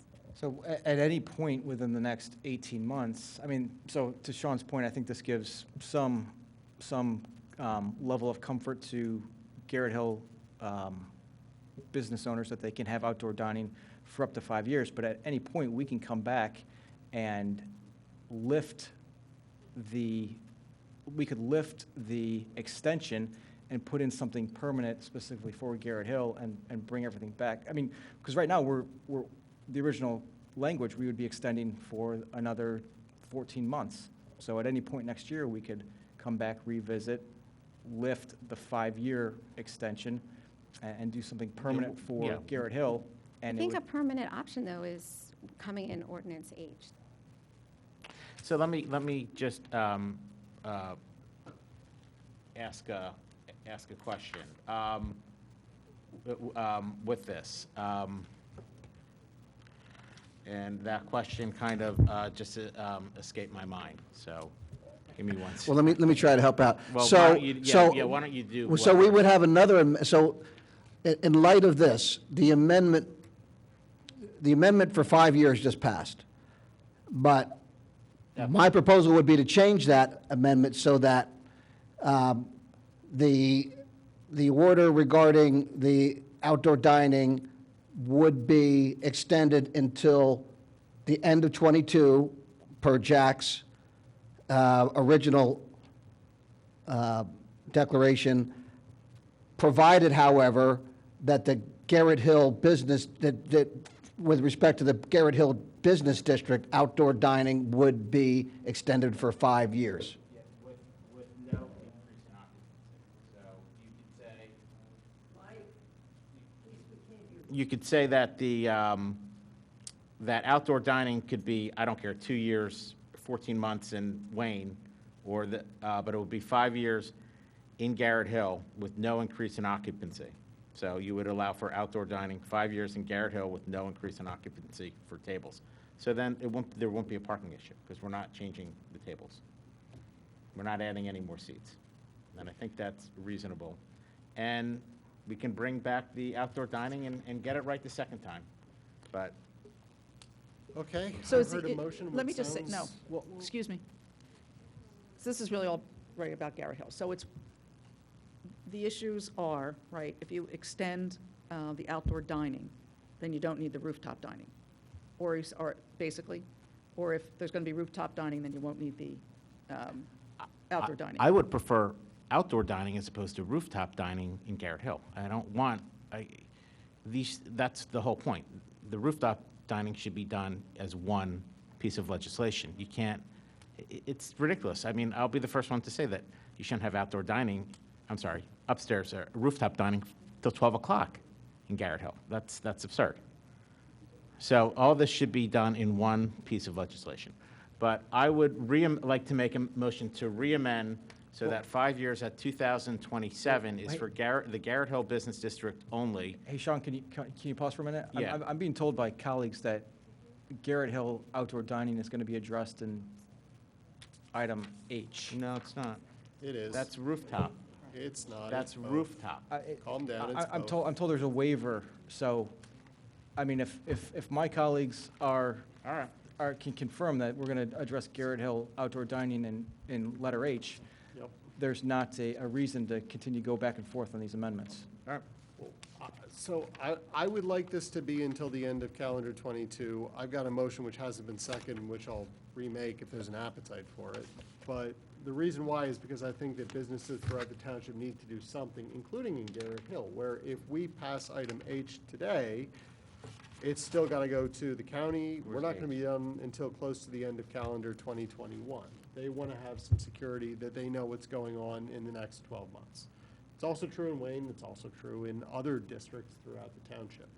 I think that it is a profound mistake to say we're just going to excuse all parking requirements for all businesses, including retail and restaurants, throughout the township through calendar 2026, so that they can do whatever they want outside. Remember, our released restrictions for COVID are very broad. Basically, you want to take up the entirety of the sidewalk, you want to take up some parking spaces, best of luck, you can do that. I think that would be a mistake if it's the pleasure of the board to do so. I know there's a lot of restaurants in my ward who would be very happy to hear that. So, Alex, if you're watching, but otherwise, I think it's probably a mistake. I apologize. Chef Alex, if you're talking. So your view is it's a bad idea to extend this until 2027 for all areas in Wayne? I think that All that's areas throughout the township. throughout the township. I think that that's correct. However, the point is to provide some certainty for outdoor dining for the Garrett Hill area, so. So we're doing that in item H, to allow Garrett Hill and the rest of the township to know what it is we're doing with outdoor dining through, the rest of time, basically. And we're locking in for everybody. You can continue doing what you're doing for outdoor dining for the next 14 months. I'm looking at item H. Doesn't it say rooftop dining? It does, but if you read the actual text of the ordinance, you'll see that there's a waiver that permits outdoor dining as well. I think that's going to be section 3, but honestly, you are a wash of color right now, so I'm not going to be able to read it I'm looking at rooftop. because of the eye surgery, to be clear, for those right. dialing in recently. Rich, I mean, you can read it, but I mean, we're having a conversation. Jack is telling us we're gonna discuss it in item H. It's section Let's 2, just it's move page this 4. along and discuss it in a few Says- motions. So we few will resolutions. discuss it, but it's on page 4 of the ordinance, Rich. It's section 2. What letter? Section 2 of the 2, ordinance, 2. page 4.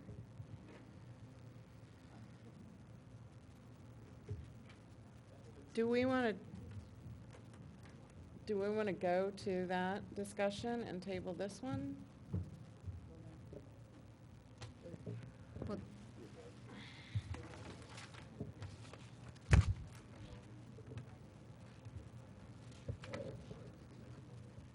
I'm going to make a motion to table our discussion on this ordinance until we've discussed item H, because I think that it provides clarity that will be on a more permanent nature. Second. So, hold on, so you want to bring this back tonight, or at a new Tonight. meeting? I So we'll think we it would back bring- Tonight? Okay. We'd bring it All back set, okay. tonight, but I think if we do it in the other order, That it would, makes- thank it you. would That make makes more sense. Thank you. sense to discuss this after. That makes sense. So we got a I second it, I second it. All in favor, say aye. Aye. Item 3F has been pulled. Item 3G, there's been a motion to table. I will second. All in favor, say aye. Aye. All opposed, nay. Motion passes. Moving on to 3H, ordinance number 2021-15, motion to send to planning. An ordinance of Radnor Township, Delaware County, Pennsylvania, amending the township zoning ordinance to allow rooftop dining throughout the township and to provide regulations therefore requested by Commissioner Larkin, Commissioner Mulroney, and Commissioner Borowski. I will so move. Is there a second? Second. So I'll lead us into this. So this ordinance is largely in response to both conversations that I have had with a couple of the business owners in the township, including in Garrett Hill, and also in response to some of the concerns that I specifically had as well, I'm sure, as Commissioner Mulroney and Commissioner Borowski with respect to the previous ordinance that was in front of us. So what it does, as drafted, is create a by right use of your rooftop if you are a restaurant in any part of the township, including Wayne, including Garrett Hill, including the 5th Ward, including the 4th Ward, anywhere you are. There are some restrictions on how you can use your rooftop, but there is a very broad waiver. And I will say that the restrictions are pretty much the same, I think they are the same, as the existing exception for, or the existing ordinance for the, I'm going to say it's for Wayne, but functionally it's only been taken advantage of by the Great American Pub thus far. There is, however, in this ordinance, what is not present in the ordinance that enabled rooftop dining for the Great American Pub, a waiver provision which would allow you to come in front of the board if you did not meet the specific requirements of rooftop dining, where you could ask either for an exception to one or more of the specific provisions of the rooftop dining section, so that you could perhaps get away with having your HVAC materials on the top of your roof in a way that we didn't really love, but the board found acceptable. Or B, if that wasn't acceptable to you, for either engineering reasons or financial reasons, you could come to the board and say you'd like to do something outside and do it on the ground level. My goal in drafting this, and I think I can speak for them, they'll certainly speak for themselves as well, Commissioners Mulroney and Borowski, was to enable you to come to the board and give us some design parameters for what you wanted to do outside, give the public the opportunity to have comment on what it is you specifically plan to do outside, and not just say you were going to take up the entirety of the setbacks that were proposed in the previous ordinance. The problem that I heard from many residents was they did not want to see setbacks that went right up to their houses or other people's houses, which made some sense to me. This enables a restaurant owner to come to us and say, I have this limited plan. I think that it will be acceptable. It's similar to what I'm doing right now, or even less than what I'm doing right now. What's the pleasure of the board? My anticipation is the board that would probably find that acceptable. And frankly, having talked to people, I think that most residents would find it acceptable too, at least in some instances. If you can do it on the rooftop, even better, because frankly, I think that if you can elevate it, stay within the building envelope, that's always my preference. It means you're not spilling out onto the sidewalk. You're not making the sidewalk difficult for people to access. But if you have to be on the street, you can request a waiver of the board. The board very well might approve it. I suspect it would in certain instances. There are a lot of additional benefits that I like to it. It's also not tied to the building height. There's not two different constituencies who are going to be fighting against this. Generally speaking, I think that this is something that's going to end up being good for the township, generally speaking. We've already approved this for at least sections of Wayne, and we've introduced this for hotels. I don't know why we would want to say no to businesses anywhere in the township, including both Wayne, Garrett Hill, wherever else. Anyway, those are my comments on the ordinance. I hope that it'll find approval with the board. I would like to add to what you said, Jack, is that, last week was ugly. It got hot, and it was a really bad experience, I think, for the community members as well as for the Board of Commissioners. I think it was avoidable. I think the conflating two issues that didn't have absolute consensus from the people who live there made it very difficult for me, as I mentioned earlier tonight, to vote for something that I was very much in favor of, because I did not want to vote on both. We had a commissioner who rolled the dice about whether he would get both through with putting them together, and didn't. Since then, things have been ugly. There have been weird or offensive comments made. There have been attacks on the commissioners who voted the way we did, and I just think the whole thing was ugly. It took the three of us talking to some community members, consulting with staff. It took us a week to try to get it right, and I think we got it right. I think this allows everybody to have the same opportunity. I have restaurants in my ward who've never been discussed. Nobody has ever cared about La Cabra down on Glenbrook. This is fair across the board. It allows for the Board of Commissioners to take into account uniqueness and restrictions that people might face. They can't afford it. If the building doesn't support it, and they can't go up, they will come to us and show us how they can go out. And I think as we've heard from everybody, this community likes the outdoor dining. So to be accused of not caring about a neighborhood in our township from a commissioner who is only caring about, a very small portion and not looking broadly across the township, to me, has been quite insulting. And I really hope we got this right. I really do care about the small businesses in our community. I don't think that there is a restriction that this has to limit capacity. We're actually allowing them more capacity if they can meet the requirements around parking and other things. So I think this is a much better bill. It's standalone.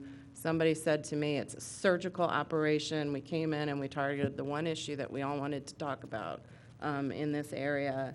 And, I really hope it gets the full support of the board, regardless of your feelings about what happened last week. I'd like to rebut. No, some of I those would like to go comments. next, please, Commissioner Farhi. I think ladies first might be nice for you after your actions this evening. Oh, So, okay, but it's I'll- okay, but you don't That's say anything sexist. when I get a gavel slammed on me, but That's if I all right. raise my voice and my voice cracks, Commissioner you get so Farhi, upset. Would you allow me to go next, Absolutely, please? Lisa. I don't want you to Thank be you. offended. You do what you need to do, and you say what you need. Guys, Sean, you are showing your true colors tonight. Thank you. Thank you very much.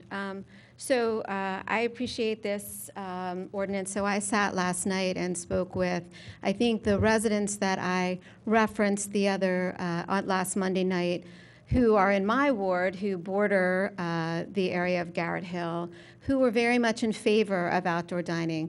Commissioner Booker and Commissioner Farhi, I'm really sorry to interrupt your conversation, but if you don't mind, thank you. Thank you. So those emails and things that I received from those residents, which I did forward to you, Commissioner Farhi, so you can see that there are people who are in favor of outdoor dining. Oh, okay, great, thank you. So I am, I agree with Commissioner Mulrooney and Commissioner Larkin. This is an excellent way for, I believe, the businesses and the residents to coexist, no matter what ward they're in. We heard from some residents concerns around some of the provisions in what was prior, proposed prior when it came to outdoor dining. I believe that we can have both. We can have the business, vibrant business communities, and we can have residents who are comfortable and able to coexist with what we need to do in order to support our business community. And whether that's in Garrett Hill or whether that's in Wayne or in Bryn Mawr, I don't have any restaurants in my ward, so it's not in Ward 4. But, and as I said, I believe to Commissioner Farhi, if one part of the township fails, we all fail. So we are looking to make something that is a little more, I think, open, a little more accessible for more restaurants. I think that it also will provide some level of guidance, which wasn't in what you proposed prior. So for people to adhere to noise and adhere to regulations around trash and things like that. So those things are in here, and I think that that will make it a much better way to put this across the township and allow businesses to access more. You are really starting to frighten me, I have to be honest with you. I'm smiling because I'm waiting to speak, because I noticed Please, a lot it's your turn. of inconsistencies. Don't be frightened. Yes. So regarding the letters that you received, I got 7 of them from you, okay? 2 were for, 5 were against, and out of those 5 that spoke, 4 of them were at the meeting at my town hall that were against it. So there wasn't really any new information, okay? So please don't use that like that was the deciding factor. Because I have, now it's my turn to speak.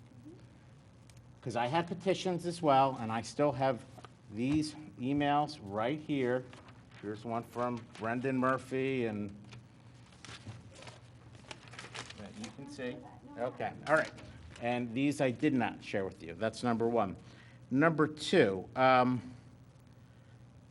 Commissioner Moroni, you said that I was attacking, no, people's voting records are important. My voting record is important. Commissioner Abel's voting record is important. So that's how we judge people, by our voting record. So, yeah, from time to time, it does get nasty in here, and it's good and it's bad. It's a democracy, and that's what happens in democracy. You have two people that are passionate on both sides, and that's what it is. As far as if the residents wanted it, they do, and I've proven that time and time again. You just don't want to accept that. That's fine.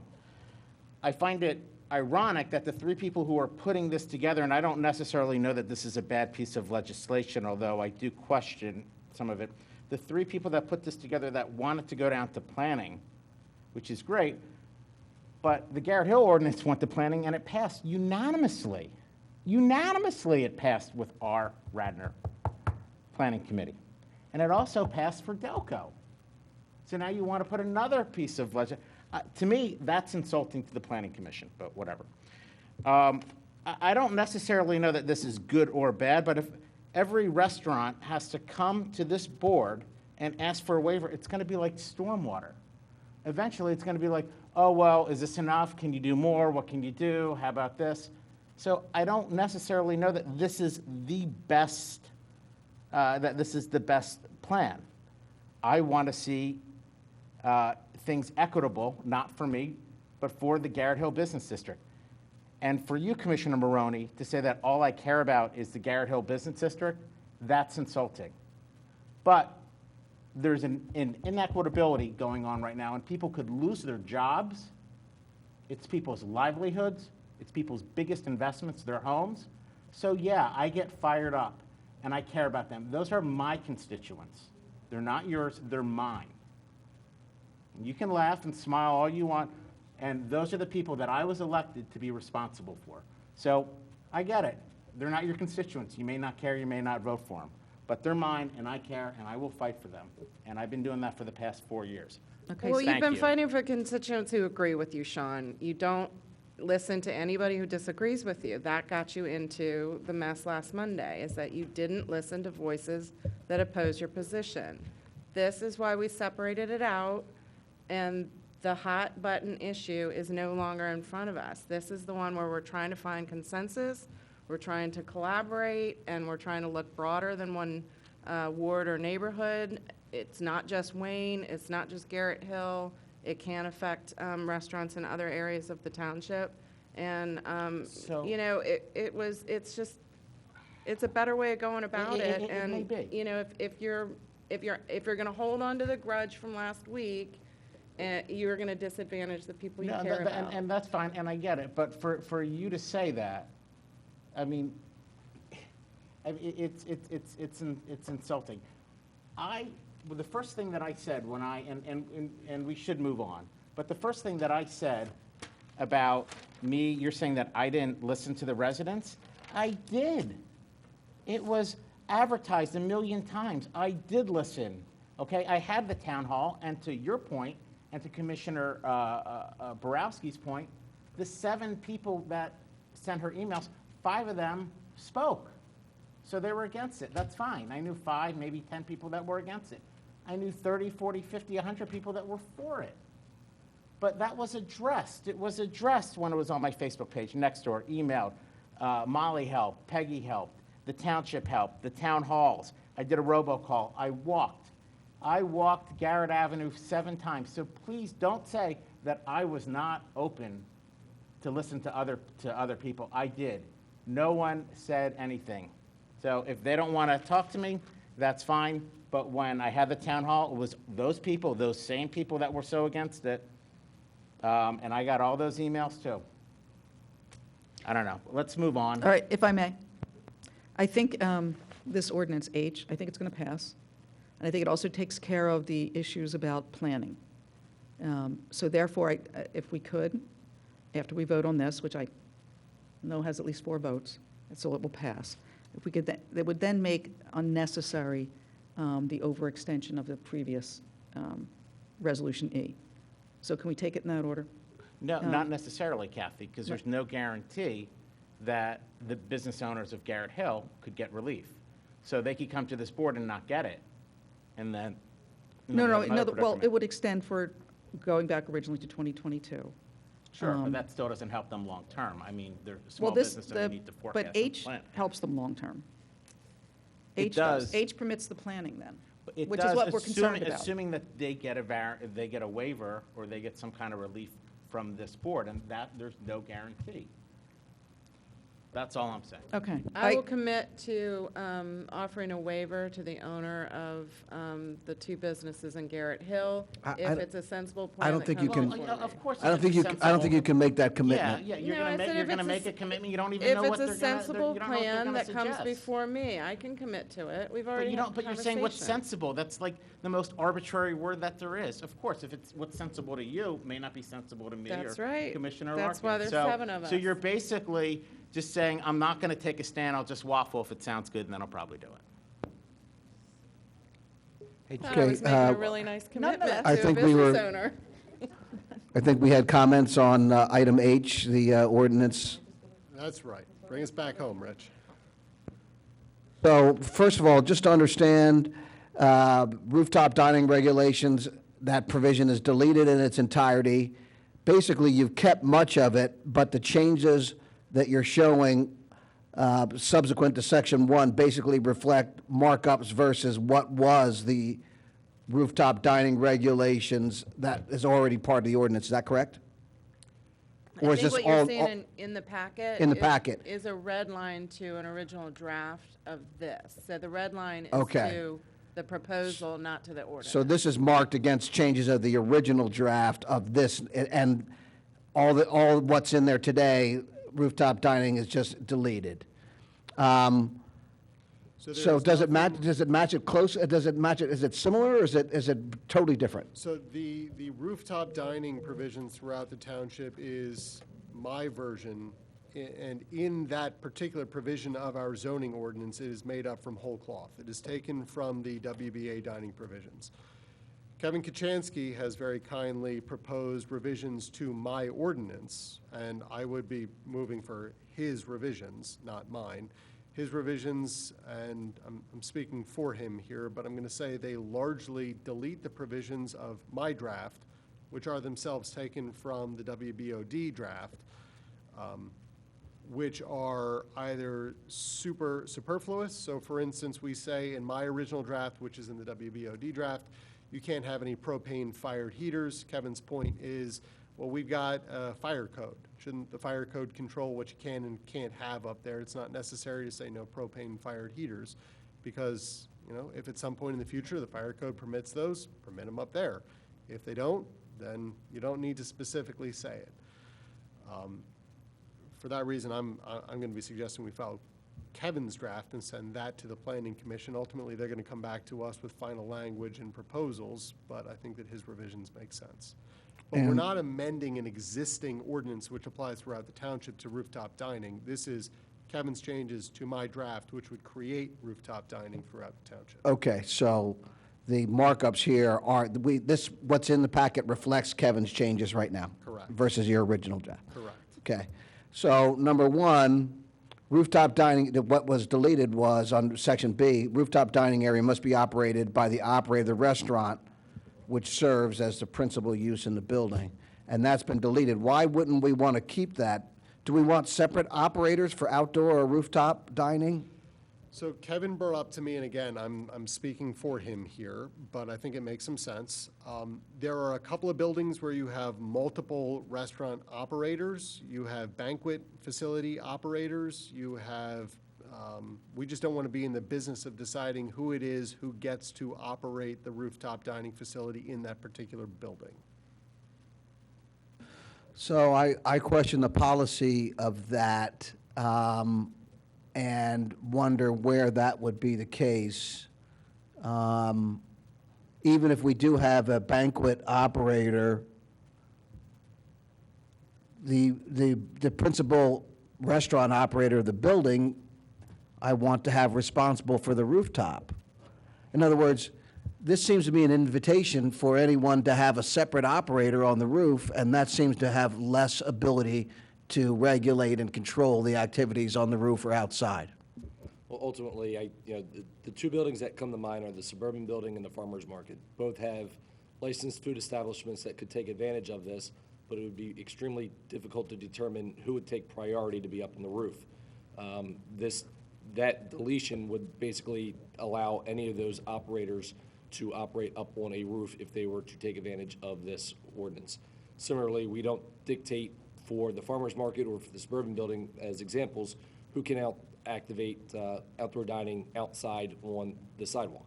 You know, every restaurant or food establishment has that ability to take advantage of that. So that was the intent of removing that. Ultimately, to get to the rooftop, you're going to need to get through the main building. So the principal restaurateur or food establishment would have control, as would the building owner, as to what the operator is up there. I just thought of it as over-limiting and nothing that we needed to get involved in further restricting what a business could do. Well, when we think about the farmer's market, there's several different restaurant owners, and I guess you think of DeBruno Brothers is in there now. First of all, somebody is going to have to pay for a rooftop. And whoever pays for that will want to be the operator, my guess is. If the owner of the building pays for it for all tenants, then that could cover what you're talking about. But I think more so about the farmer's market is that they're more likely to spill outside. And is that actually a good idea to have everyone outside? The farmer's market does have limited outdoor dining now under the 2020-61 resolution. I don't believe they have regular outdoor dining. That was pre-COVID. Again, I looked at it as something that we don't need to worry about regulating as much as allow the businesses to regulate how they want to operate up on the roof.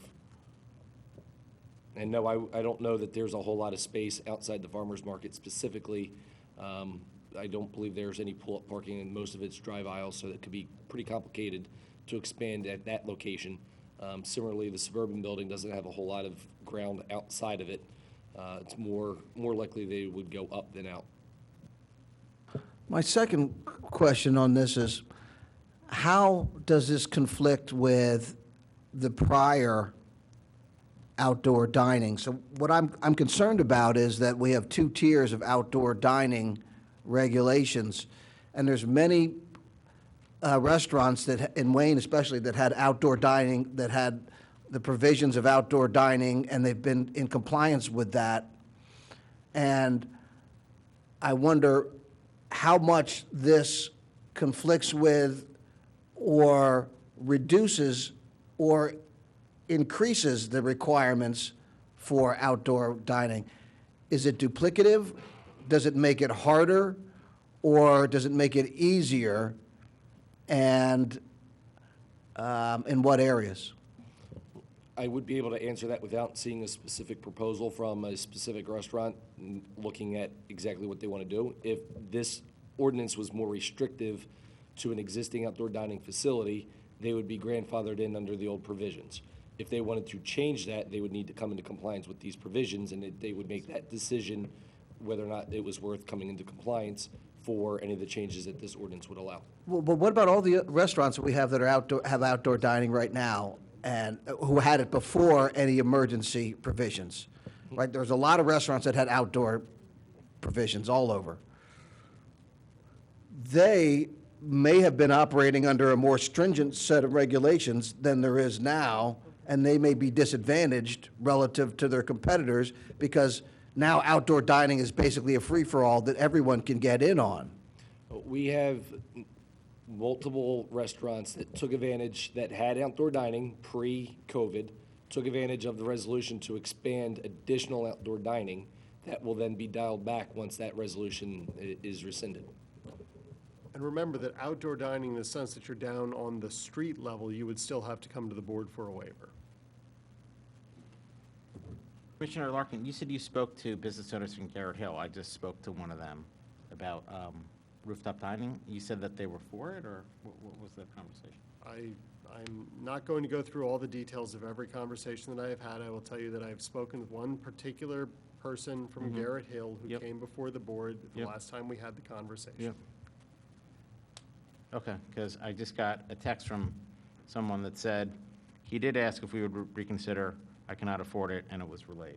So that's what I have. So this sounds inconsistent to what you said prior. And I have a text here, probably from that same Then you should person. vote against it. Pardon?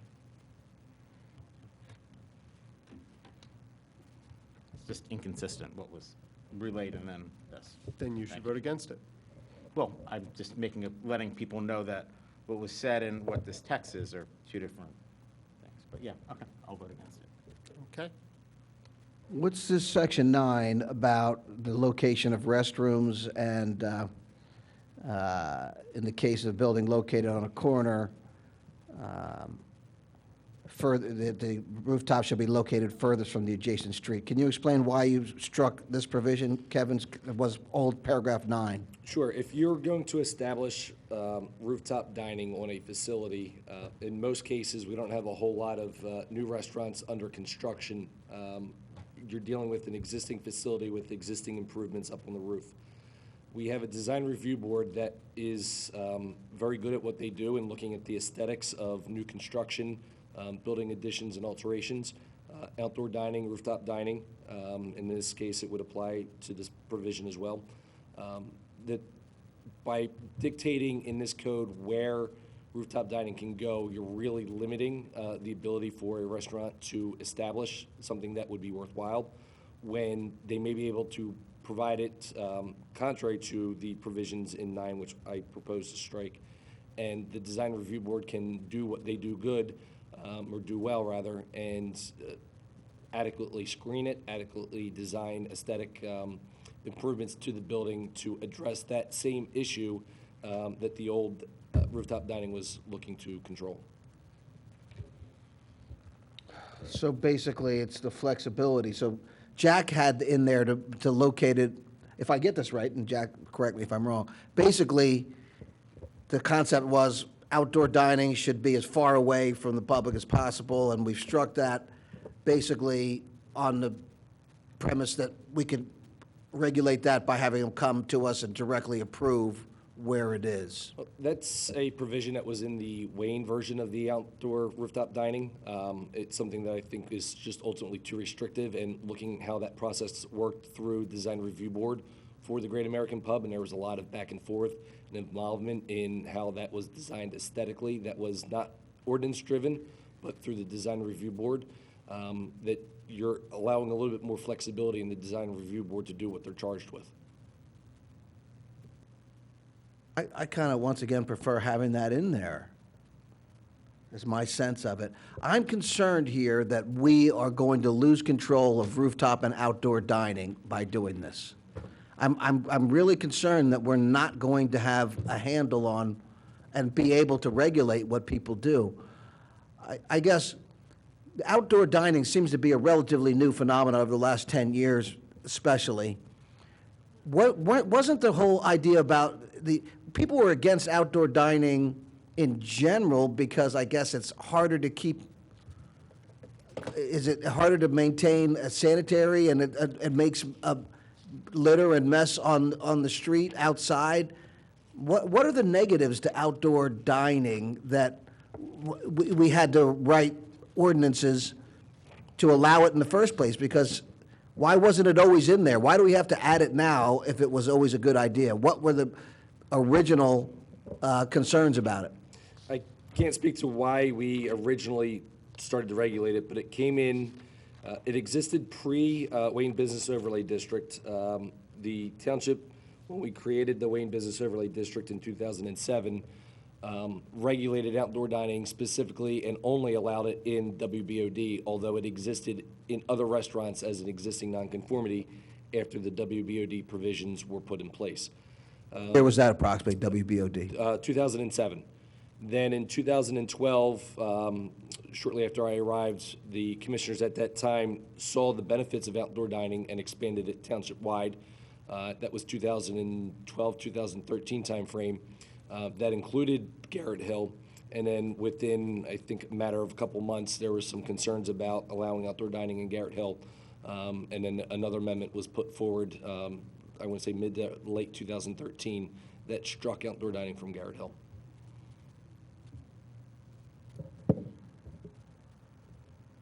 So this is for approval to go to planning, you said, Jack? This is what this is right now. This isn't introduction, this is to go to planning. Correct. And it'll go to county as well. It should. It amends our zoning ordinance, so it would need to. Doesn't anyone here find it concerning that if there are waivers, that one business could get a different set of rules than another business, based on where they are? I just think that we should have consistency. That's what we want. And that's why, a comprehensive plan is something that's important because it deals with consistency. But we're making this like the stormwater issue where someone gets to have one rain barrel and someone has to have two, or a rain garden, or et cetera. It doesn't strike it where it's going to be even. You're only going to be having more issues later down the road. Why this person got one thing, why another board granted something else. I do appreciate it. I will say, I do appreciate it. You seem to. And I do mean that. Now, if you knew about this, the three of you, maybe you should have talked to me sometime before last Monday and said, look, your plan doesn't work, let's do this. I would have said, okay, but none of you did that. Anyway. Sean, you didn't talk to me for a year about your proposal last week. Well, You didn't could- talk you to could me call about it for almost a year. Commissioner Maroney, And I the would one pick up time a that you phone. did was, I asked you to please separate the issues, and you didn't, and you've never spoken to me about it again. I actually, if I haven't spoken to you in a year, and this was only like 2 months ago, then we wouldn't have talked about this, so I don't even know what you're talking about. Anyway, but, thank you. Well, last week you said you've been working on this for 3 years. If you want to get into this, I don't think this is the right place, but if you want to Okay. go. Coming from you. I'm happy to do it, but what's your question, Commissioner Maroney? I'm happy to answer. I don't have any questions for you. Okay, what's your comment? I'm happy to respond. I'm All done. right, there we go. Awesome. Okay. I'm not sure where we are in this. Sorry to say. But we're going to go with Resolution H, right?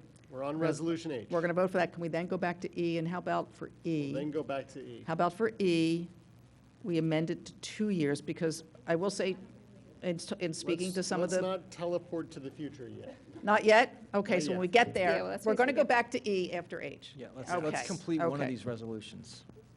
Yes. Okay, is there any staff comment? Is there any public comment? Hearing none, I'm going to call the vote on 3H. All in favor, say aye. Aye. All opposed, nay. Motion passes. Moving backwards to 3E, Resolution 2021-126, further extending guidelines and policies for outdoor sales of food and merchandise of existing businesses in the township during the coronavirus pandemic established under Resolution 2020-61, as amended to extend the period of applicability until, as I recalled it, 2026. Is there any commissioner comment? Yes, there is. Go ahead. Okay, so how about this? If we extend or amend it now to go for 2 years, not 5, but 2, for restaurants and merchandise for 1. I did go out to Garrett Hill the day after the vote, had dinner, and spoke to the owners there, and in my recollection, they indicated they needed 2 years to be able to plan. So we've taken care of that without overextending it with regard to the whole township. So if we could do that and just make it 2 years for the restaurants in Resolution E and 1 year for merchandise. How about that? I plan to second your motion. I would first like to ask the question of Kevin or anybody else who has an answer. Will the differential between restaurants and retail cause an issue for us legally or any other horizon that we've got in mind? By extending it 2 years.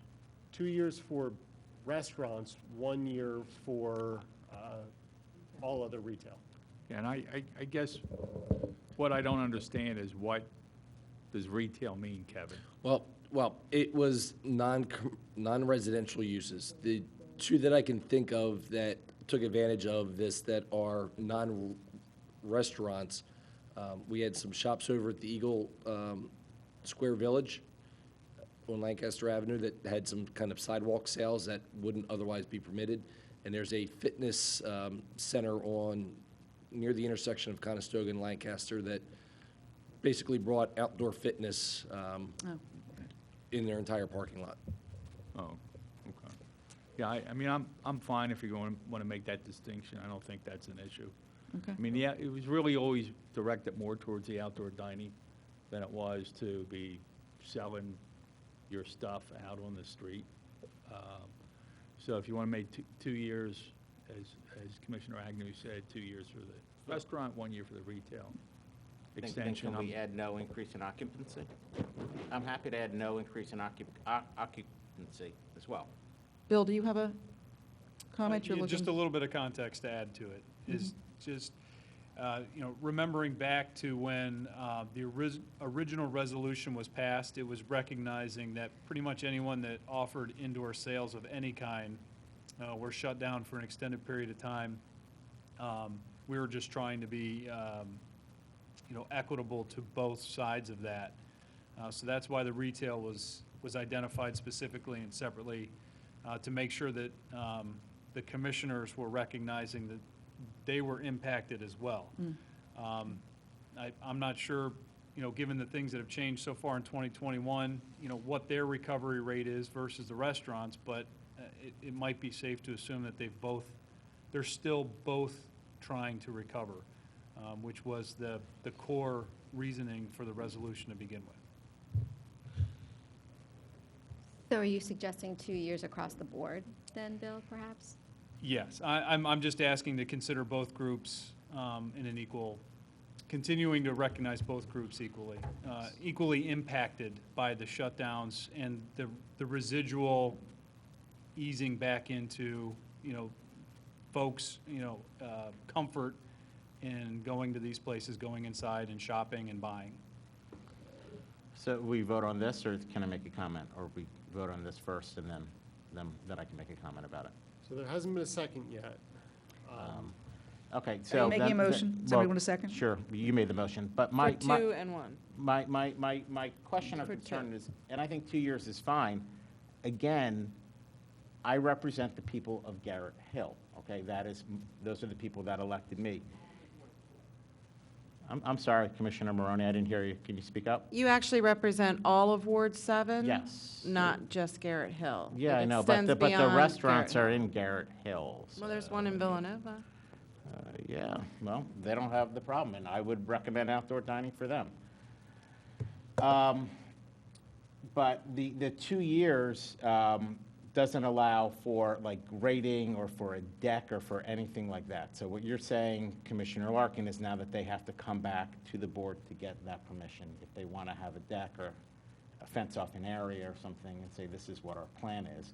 So they're not going to go to planning, they're not going to go to design review, they come to us.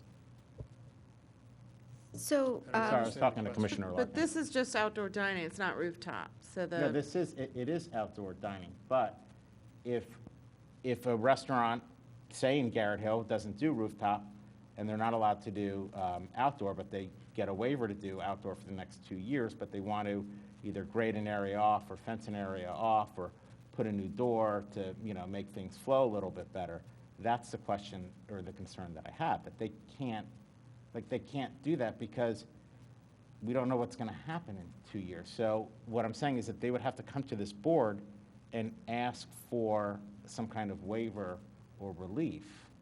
That's correct, right?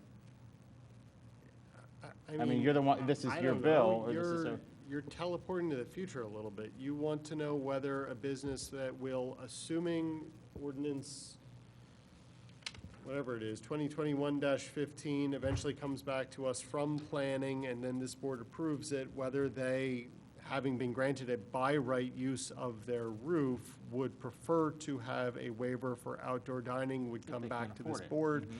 They would be able to do that, presuming everything works appropriately, by January of next year. I anticipate, get outdoor dining as long as it's not going right up against somebody else's house. That's the consistent concern that we've heard from other people. The plans that I've heard from the businesses who are going to be looking for waivers, I'm not troubled by. I suspect that they will get that. So now we're talking about a different ordinance. It would Right. be- Or, yeah, ordinance, resolution? Resolution. Which would amend sort of semi-emergency in the sense that it's not an emergency declaration anymore, but it's still responding to the COVID-19 emergency. The businesses would be able to have outdoor dining as a matter of right.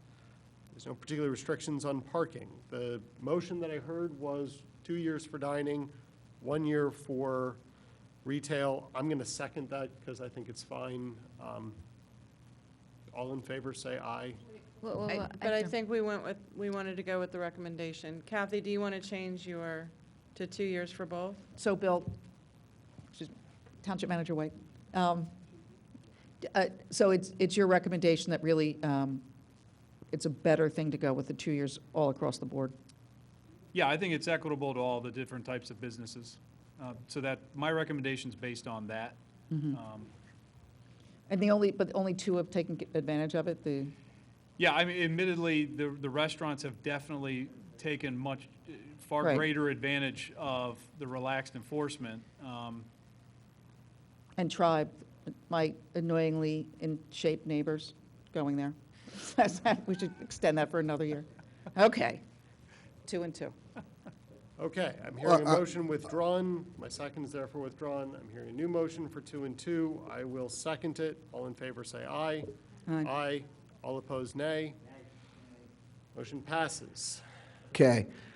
So with respect to this amendment, several people have touched on this. This is a continuing emergency issue. Again, I think we're losing control of our regulatory authority here. I honestly believe the government needs to have clear rules evenly applied. And this makes it difficult for people to have things evenly applied, because we have an emergency and we've never let go of the emergency. So I looked at this recently. Federally, we had the first federal emergency provision occurred in 1979 that is still continuing. So we've had emergency resolutions in the past, but this is a new phenomenon over the last several decades where emergency lasts forever. The 1979 emergency regulation has been continued in place, and that was with respect to the Iraqis, and it was the Iraq hostage. So it's been a continuing emergency. The emergency never ends, and there's 37 other ones like that. And I'm afraid that this is what we're doing Rich, here. I think you mean Iran, not Iraq. So, you're right. I mean Iran. Sorry. Thank you very much. That was the, and I did get that wrong. It's a completely different country. But it was the Iran affair that started. We have a continuing emergency. And now we're talking about an emergency COVID shutdown that has already been 2 years and extending it yet another 2 years. So I'm against continuing this for 2 years. I think your original instinct of 2 months or until the end of what did you say? I think you changed it to the end of 22, Jack, or was it the end of 21? Yeah, I said end of 2022. I can live with 2 years. So That's fine. that was more in keeping with it, but Jack and Sean's point is well taken. It lends itself more and more to unequal application of the rules because they're so flexible. And we don't even have the definition of retail. We're just saying, retail and restaurants, everybody be outdoors. My sense of it is, from decades ago, people didn't like to have a lot of outdoor activities because it's not as neat, it's messy, it's more work to clean up, and this move towards allowing everyone on the streets gets to be more and more difficult to have a business district that everyone, or maybe not everyone, but a lot of people like to have, to see a well-regulated, orderly, well-presented business district. The more outside activity you have, the more difficult it is to keep that good look, that nice look, and that nice operation. So I'm concerned about 2 years. In light of what we're trying to do here with outdoor and rooftop dining, I don't think we need 2 years. And I want to get back to regular order where we clean up the streets, we make it orderly, and we end the emergency. We are out of the emergency. We're out of the emergency, and it's time to go reclaim our authority, reclaim our rules, and restructure and re-implement our regulatory framework for our business district.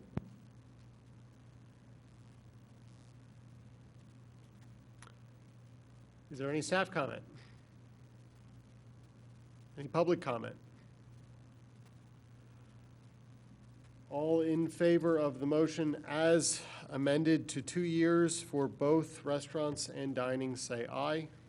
Aye. All opposed, nay. Motion passes. And to clarify, I said restaurants and dining. I, of course, meant restaurants and retail. Dining, was it dining and retail or restaurants and retail? I'm hungry and I can't see, and it's 9 o'clock. Moving on to item 4, reports of standing committees. Do we have any? So I'll just report that the library has the Elves for the Shelves event is happening. They're starting their move-a-thon on November 30th, and I forget now, the actual race is, I think, December 4th, and I apologize for not having them in front of me, but you can go to the radnor-memorial-library.org website, sign up. This is the library's biggest fundraiser, so if everyone wants to participate, there's a fun run. There's the regular 5K that goes all through Wayne. It's really nice. So there's that. And then there is the move-a-thon, which you can participate in any way you want. Bike ride, run, walk, however you want. But just support the library. Is there also a book sale? Yeah, is the book sale still? I think that was last weekend. Yeah, that was last weekend. Yep.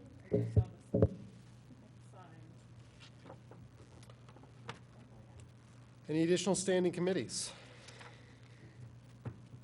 Just one more thing. I just want to thank and recognize the Shade Tree Commission. They secured, with the help of the township, Ricky Foster and Leah, they secured a bunch of trees that were planted at the Willows, as well as in some of the neighborhoods around the township. And it was 40 trees, and they got them from the Pennsylvania Horticultural Society for free. And they were planted by a generous volunteer who is on the Shade Tree Commission as well. So I just would like to thank and recognize our Shade Tree for their work. Thank you. Moving on to old business, item A, report for OPEB discussion. Commissioner Booker. Again, I talked with Bill about this briefly before the meeting.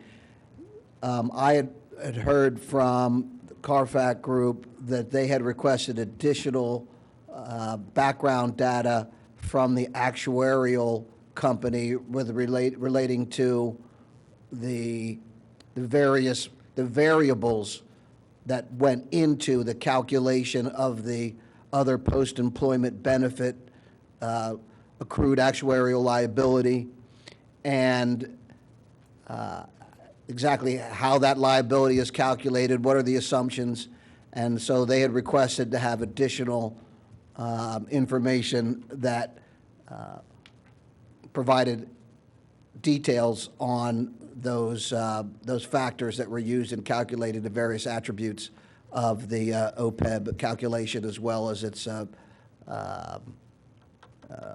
total liability, time to pay off, et cetera, et cetera. So I had asked Bill about that because they are still waiting for that report and last week, and I said I'd follow up this week, so that's what I'm doing. Thank you, Commissioner. I can take that for you. And I apologize, I wasn't here last week when the question did come up. But last Tuesday, I did circulate an email. I forwarded an email from our actuary last Tuesday, just outlining their timeline. And on Thursday, we did receive the one report that Carfax was inquiring about. It's not the normal actuarial valuation report that's prepared every 2 years. This is more of a kind of a special project that was requested.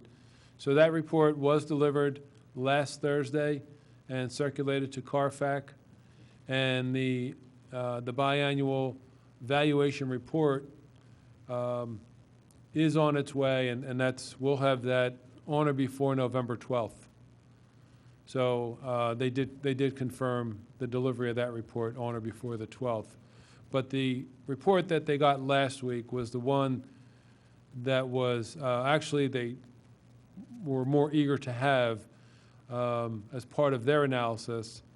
And several Carfax members will be here tomorrow and meeting in a smaller work group setting to review that.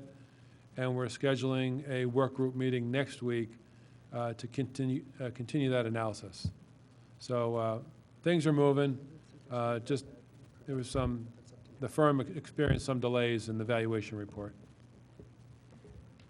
And that information has been relayed to the Carfax Group, I understand, right? Yes, 100%. Thank you very much.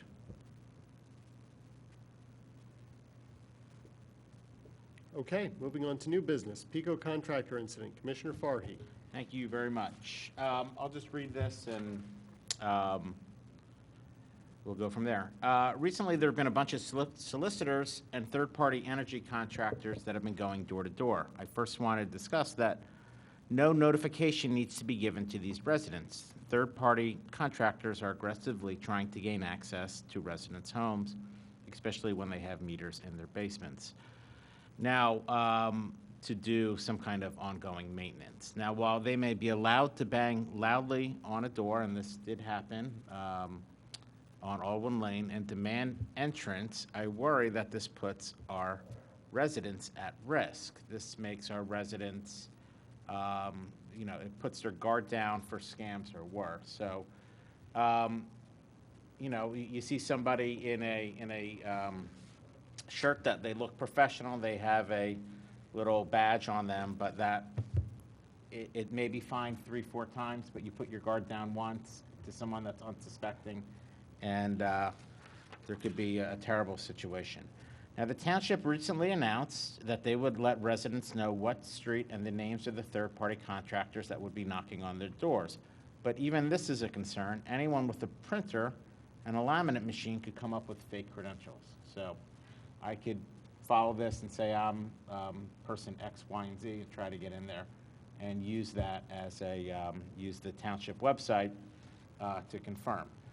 Now, something separate but relatable, there are third-party energy salespeople going door to door as well, and these people don't have a solicitation permit. So there's two people. There's the third-party energy people. That's their own issue where they don't have a solicitation permit.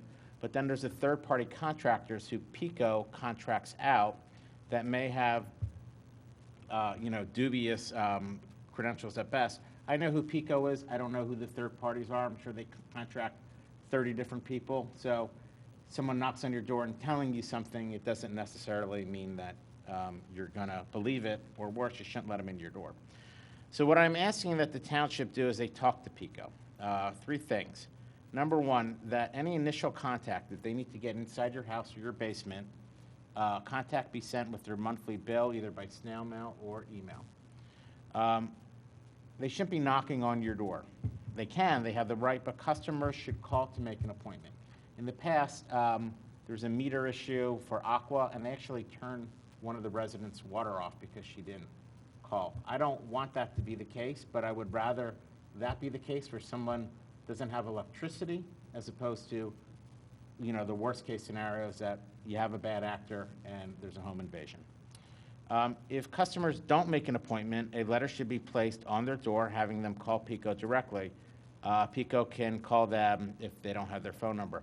I have seen this. It's never happened to me, but if you don't pay your bill, sometimes they come around and they slap something on your door. I would like to see that done, and then they could reconcile the phone number being the phone number of the 1-800, what's it, like 441-4000 or something. So hopefully that makes sense. I would also like our state reps to know this and that this poses a safety issue to our residents. We all know PECO, but that's not the case with third parties.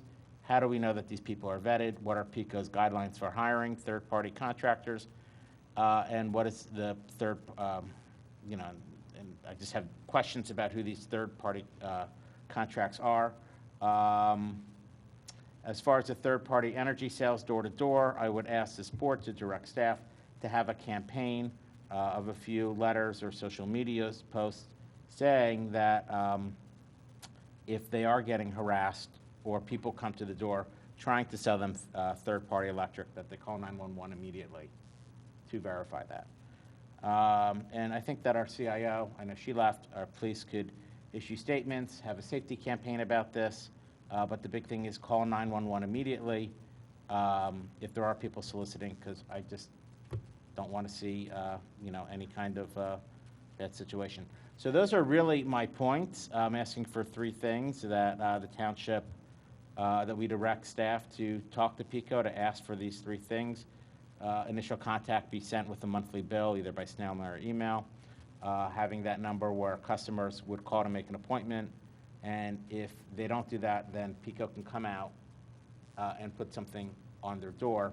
I think that this is important not just for our community, but for the community of Pennsylvania. So if our state reps knew, I think that would be important as well. So that's really what I'm asking.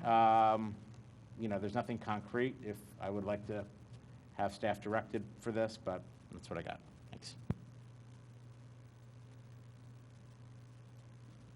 Great. Commissioner Abel, you have some new business items, I understand. Yeah, thanks. Well, wait, Sean asked for direction. Are you looking for consensus? Should we, I mean, to his? And then you could put it on social media.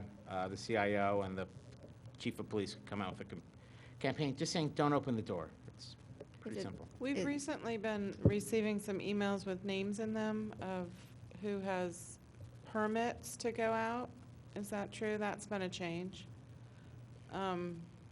You know, I hesitate to kind of put a person's name out publicly. I understand the concern, and I thank you for bringing the issue, but. Well, I'm happy that we got to agree on at least one issue tonight. Me too, Sean. So I'm not suggesting that. I do know that that's information for commissioners only. But, you know, if there is something about, you know, we've got broader reach on the township social media than any of us do on our individual reach, perhaps some messaging about safety and, you know, caution when people come to your door.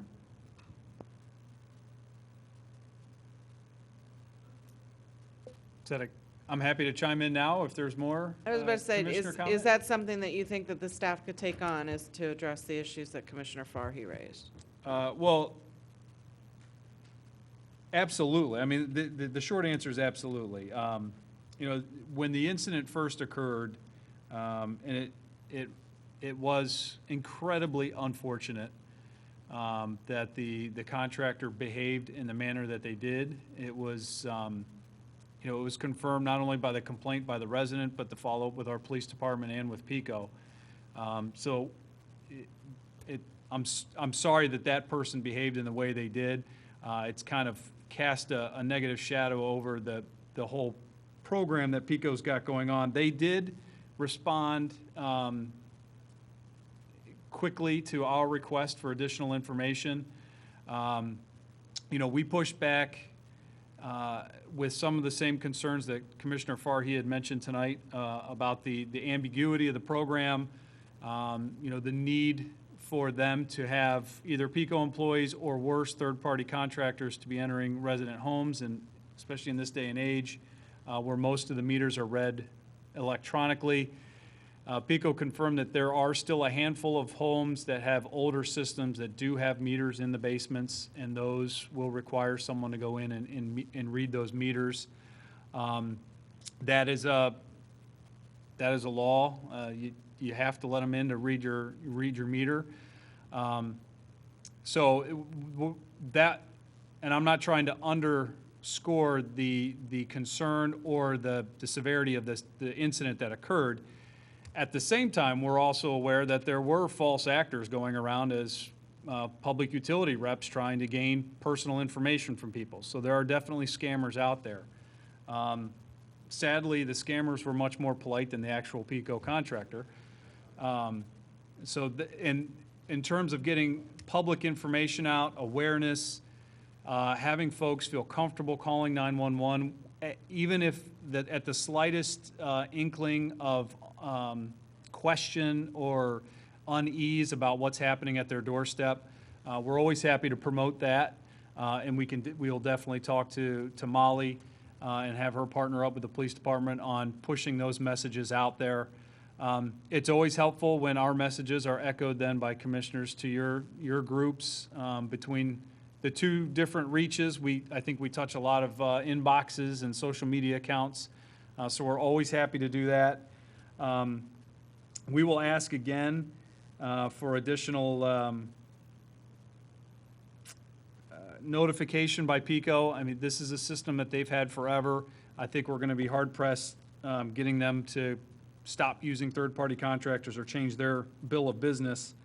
And that kind of leads itself into the appointment-only request, too. But, I mean, we're certainly happy to make those requests. I think the most impact that we can have is just making sure our residents understand if you're not comfortable or something doesn't feel right or you feel like you're being harassed by any kind of solicitation, call 911. And at the end of the day, too, we have to be cognizant of the fact that solicitation is a legal activity. People are allowed to do it under the guidelines that we have set up here in Radnor. So we can't just outright end it. So there has to be an amount of vigilance as residents, and then also the comfort to call 911 anytime that someone feels uneasy about the situation. The only other thing that I would ask is, and it's great when my constituents call me, but they call me first, and they should be calling 911. It's like, my house was just robbed. Well, did you call the police? No, we're calling you first. It's like, but I'm watching the guy run away. I'm like, why are you calling me? Call 911. So it's great. I think, I don't want to speak for, I'll just speak for me, that, we definitely want to help, but our hands are limited when the first call is to us as opposed to the police. So that's a big part of the campaign, too. If you're, and I wrote on a Facebook, if you're unsure, don't open the door. I thought of that myself. Yeah, I thought of that myself. Took about 10 minutes. But it's important because, the person who it was is, she's not elderly or old, but, I worry about my wife if she's alone or my kids. So whatever you can do to get that information out there and to educate the constituent base would just be a big help. That's all I'm asking. Absolutely, and we're always happy to spread that word. Any kind of suspicious activity, and I think unfortunately in this day and age, social media is always our first go-to. Next door neighborhood's a popular platform for identifying suspicious activity. But if a solution is calling the police, they can act, and they will act, and try to get to the bottom of it. I'd like to just take a quick second and say that in my neighborhood, I want to thank the police department. They sent officers out to knock door to door to encourage calling of 911. This was more about loud parties and noise complaints, but that continuing to do that community policing and tell people that you might not feel like it's an emergency, but that is the way to get to the police to register the event happened, take action even if it's not an emergency action. And I really, really appreciate that outreach. I'm sure they do it all across the community, but I came home one day and actually saw them knocking doors, and really glad that they're doing that. So that's a really nice way to get that word out. So thank you for that. Manager White, are we, can we compel PICO to move everything outside? Well, we certainly can compel. At the Make end them of the- do it? That way, it's, if No, someone's we- coming to your door and they're saying they're PICO, well, no, they're not, because the meters are outside.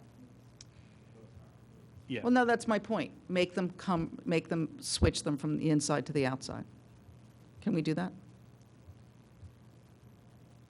Yeah, that's more of a legal question. I'm not sure we have the jurisdiction Well, over PICO. Mr. Rice to wasn't sitting there force when, them. when I asked the question, so now, Mr. Rice?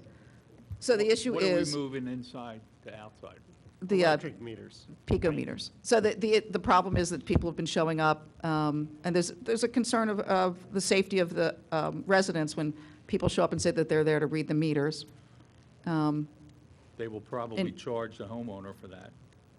That's unfortunate. I mean, we don't really, they're a PUC-regulated utility, so that's where that issue would have to start. Well, as opposed to compel, maybe we could encourage, so we don't have that problem. Is that a possibility or not a possibility? I would love it, but I'm laughing because we can compel them like we did with Commissioner Abel on the wires. We were going to charge the utilities like 10 cents a foot or something. We can do it, but I don't know if it's enforceable. I guess that's the issue. And then the residents have to do it. They may not have a spot outside. So it may only be in the basement. I just want the notification. I'm just worried that someone's going to open the door Yeah. to the wrong person. And I could tell you about the Papa John's Super Bowl scam that happened a couple years ago, where they were people that had Papa John coupons. They'd knock on, with the door hangers, they'd knock on your door, and if someone answered, they'd say, here's Papa John's coupons. If they weren't, they'd look around, they'd put the door hanger on. As they put the door hanger on, they'd see if it was open, and they'd go in. So you have a lot of people, these scams, it's cat and mouse, all right? And we can't keep up with how they scam. That's why the big thing is, anyone with a bad printer and a laminate machine can come up with who these people are. That's my concern. Okay, I feel like we've gotten to a good place there. Commissioner Abel. All right, thanks, Jack. Sarah has a question. Go ahead.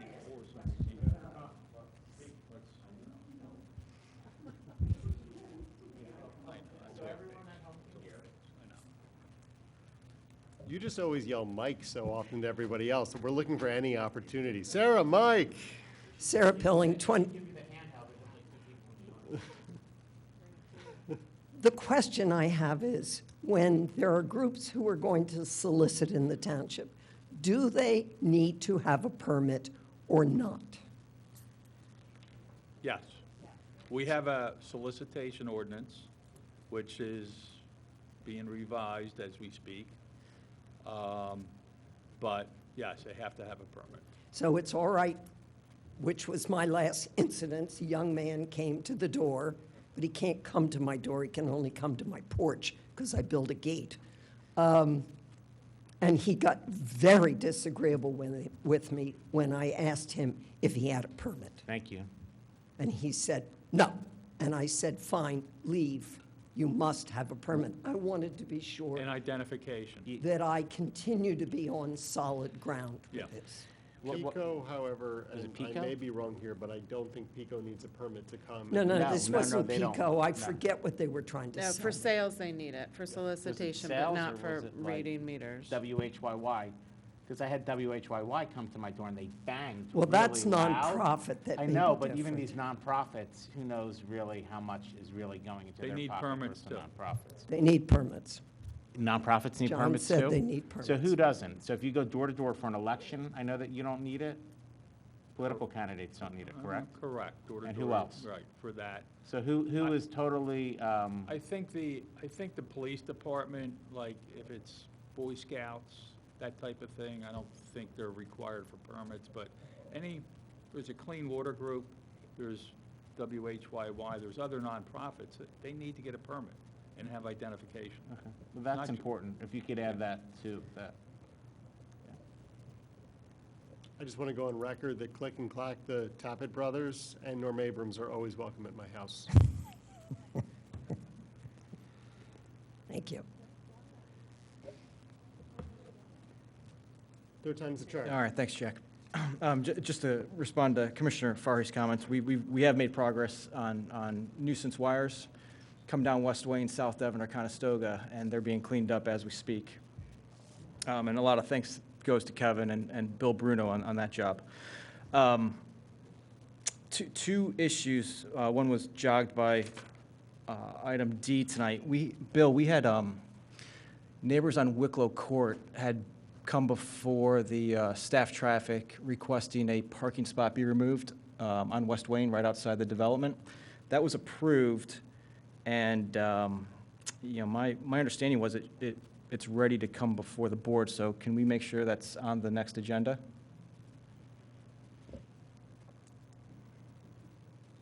And Yeah, I was shaking my head, so for the record, yes. Okay, appreciate it. And the second issue, we did a cleanup project in the First Baptist Cemetery over the weekend, and appreciate all the neighbors who came out to support. There is a fence along West Wayne Avenue, which is the access point to that cemetery, which is being held up by a chain with a hook on it. So if that chain is removed, the doors swing open and they block the full access of the sidewalk. Now, my understanding is there's $10,000 that was left to that area, and I would like support from the board to be able to use that to replace that fence. And again, my understanding, it was left by, it was given to that area by Cass Holloway. Was it left to us? Yeah, it was a condition that the board placed on the development of the office/residential development, catty corner to where the cemetery is at. Which is we're talking about the corner of Highland and West Wayne, correct? Yes. Yep.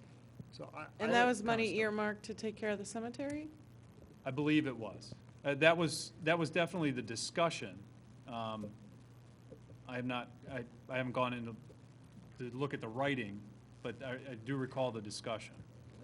So I have no objection to using that money specifically for the fence. The one thing that I'm going to suggest is maybe we could have Kevin or somebody from the township go and just look to see if there is a higher priority there, because it would create a greater danger, and maybe the next meeting we could have that with, obviously, Jake, I'm going to defer to you on, let's go with the fence unless there is some higher priority. I don't just want to say there's a fence and then it turns out there's like a pit that people fall into No. later on. So